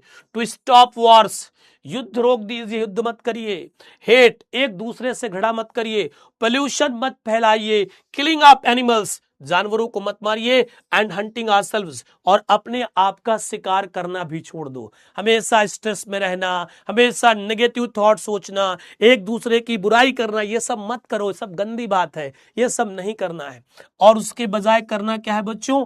And spare some time to go deep into the soul, इसके बजाय थोड़ा टाइम निकालो, थोड़ा समय निकालो, अपनी अंतरात्मा की आवाज सुनो, अपनी अंतरात्मा पर जाओ, अपने उज्जवल भविष्य के बारे में सोचो, मेरी क्या कमियां हैं, मेरी क्या खामियां हैं, उन पर काम करो, उनको दुरुस्त करो और अपने लाइफ में आगे बढ़ जाओ, ठीक है बच्चों। अब यहां पर चलते हैं बेटा किसके लिए? एक्सट्रैक्ट बेस्ड क्वेश्चन के लिए चलेंगे। इस तरह से एक स्टैंजा बच्चों आपको गिवन होगा यहां पर, जैसा देख रहे हैं, और इससे रिलेटेड आपको क्वेश्चन मिल जाएंगे, जैसा कि मैंने आपको फर्स्ट पोयम में समझाया है, ठीक है। आगे चलते हैं क्वेश्चन नंबर 1 की ओर डियर स्टूडेंट्स। क्वेश्चन नंबर 1 कहता है what lesson does the earth teach अस, कौन सा सबक पृथ्वी हमें सिखाती है, कौन सा पाठ पृथ्वी हमें सिखाती है? आंसर सिंपल है, the earth teach us that we need rest and time to think for the bright future. ये लाइन यहां पर भी लिखी है, थोड़ा सा क्वेश्चन का आंसर आपको बनाकर लिखना सीखना है, इसके बाद आप यहां से हेल्प ले सकते हैं। ये देखिए लिखा है यहां पर, क्या कहता है? ये ठीक है, the earth teaches that we need rest and time to think for the bright future. Okay बच्चा, ये आप यहां पर लिख सकते हैं, the earth can teach us as when everything seems dead and later proves to be alive, ये भी आप लिख सकते हैं same as it is. Next बच्चों अगला क्वेश्चन यहां पर, what remains alive when everything seems to be dead, जब सारी चीज डेड हो जाती हैं, सारी चीज बेजान नजर आती है, मृत नजर आती हैं, तो कौन सी ऐसी चीज है जो उस समय भी आपको जीवित नजर आती है, जिस पर लगता है कि जान है? Only the earth remains alive, केवल पृथ्वी उस समय जीवंत नजर आती है, when everything seems to be dead, जब सारी चीजें डेड नजर आती हैं, सारी चीजें बेजान नजर आती हैं। अब आप चाहें तो यहीं तक फुल स्टॉप लगा दीजिए, अगर आप चाहते हैं तो एक लाइन लिखिए, फुल स्टॉप लगा दीजिए, डजंट मैटर, पूरे मार्क्स आपको मिल जाएंगे। बट अगर आप और लिखना चाहते हैं एज, क्योंकि there is always some activity going on in nature beneath its apparent stillness, क्योंकि प्रकृति के अंदर कोई ना कोई एक्टिविटीज होती रहती है, भले वो शांत क्यों ना हो, लेकिन उसके अंदर कोई ना कोई एक्टिविटीज चल रही होती है। नेक्स्ट क्वेश्चन बच्चों अपने पास यहां पर आता है, अगला क्या है देखते हैं। What does the poet ask us to do? Poet हमसे क्या करने के लिए कहते हैं, किस बात के लिए रिक्वेस्ट करते हैं कि भाई साहब ऐसा करोगे क्या, क्या बोलते हैं? The poet asks us to keep quiet, poet कहते हैं बिल्कुल शांत, keep quiet, keep quiet while he is counting up to 12, जब वो 12 तक की गिनती गिन रहे हो तब keep quiet, कोई नहीं बोलेगा, नहीं तो उड़ा दिया जाएगा। तो बच्चों इस तरह से हमने अपनी ये पोयम क्या की बेटा जी, कंप्लीट कर ली। ठीक है, तो यहां पर हम समरी में क्या लिख सकते हैं बच्चों, 2 poems have been completed.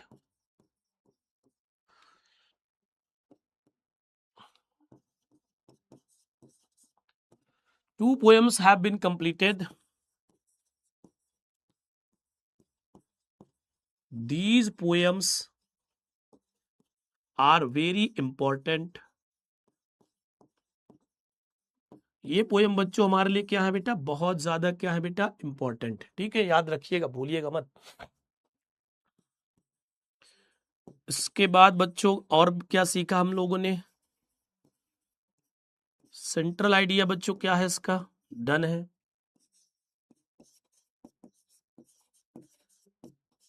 Extract based questions भी बच्चों हमने क्या कर लिए हैं, डन कर दिए हैं।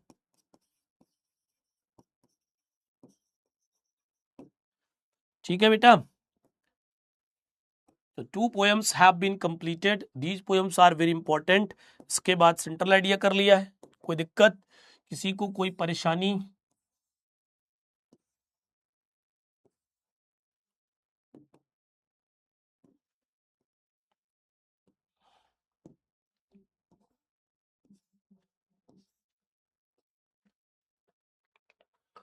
होमवर्क की बच्चों अगर बात करते हैं प्यारे बच्चों, प्लीज मेरी इस बात को सीरियसली लेना बेटा, डू रिवीजन।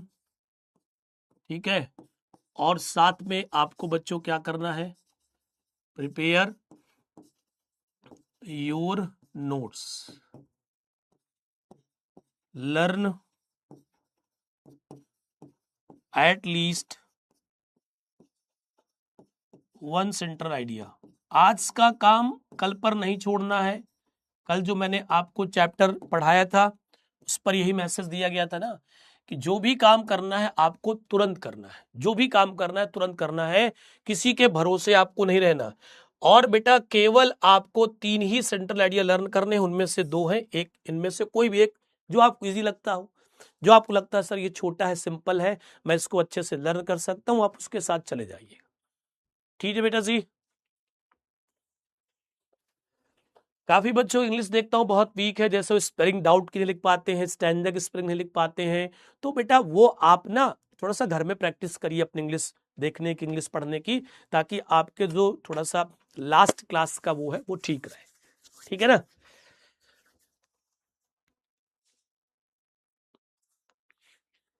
ठीक है प्यारे बच्चों, आज की क्लास कैसी लगी कमेंट्स करके जरूर बताइएगा। ठीक है, अब हम लोग सीधे बच्चों मिलेंगे अपने नेक्स्ट सेशन में, नॉट नेक्स्ट क्लास में, हम लोग मिलेंगे बेटा कहां पर, अपने नेक्स्ट सेशन पर मिलते हैं। ठीक है, next session means next Friday and Saturday. तो प्यारे बच्चों, आई होप आज की क्लास को आपने बहुत अच्छे तरीके से एंजॉय किया होगा। Thank you so much for watching this class, thank you so much for attending this class, and thank you so much for your appreciation. ठीक है, इसी तरह बच्चों हमेशा हंसते रहिए, मुस्कुराते रहिए, खिलखिलाते रहिए, पढ़ते रहिए और अपनी लाइफ में आगे बढ़ते रहिए। जय हिंद, जय भारत।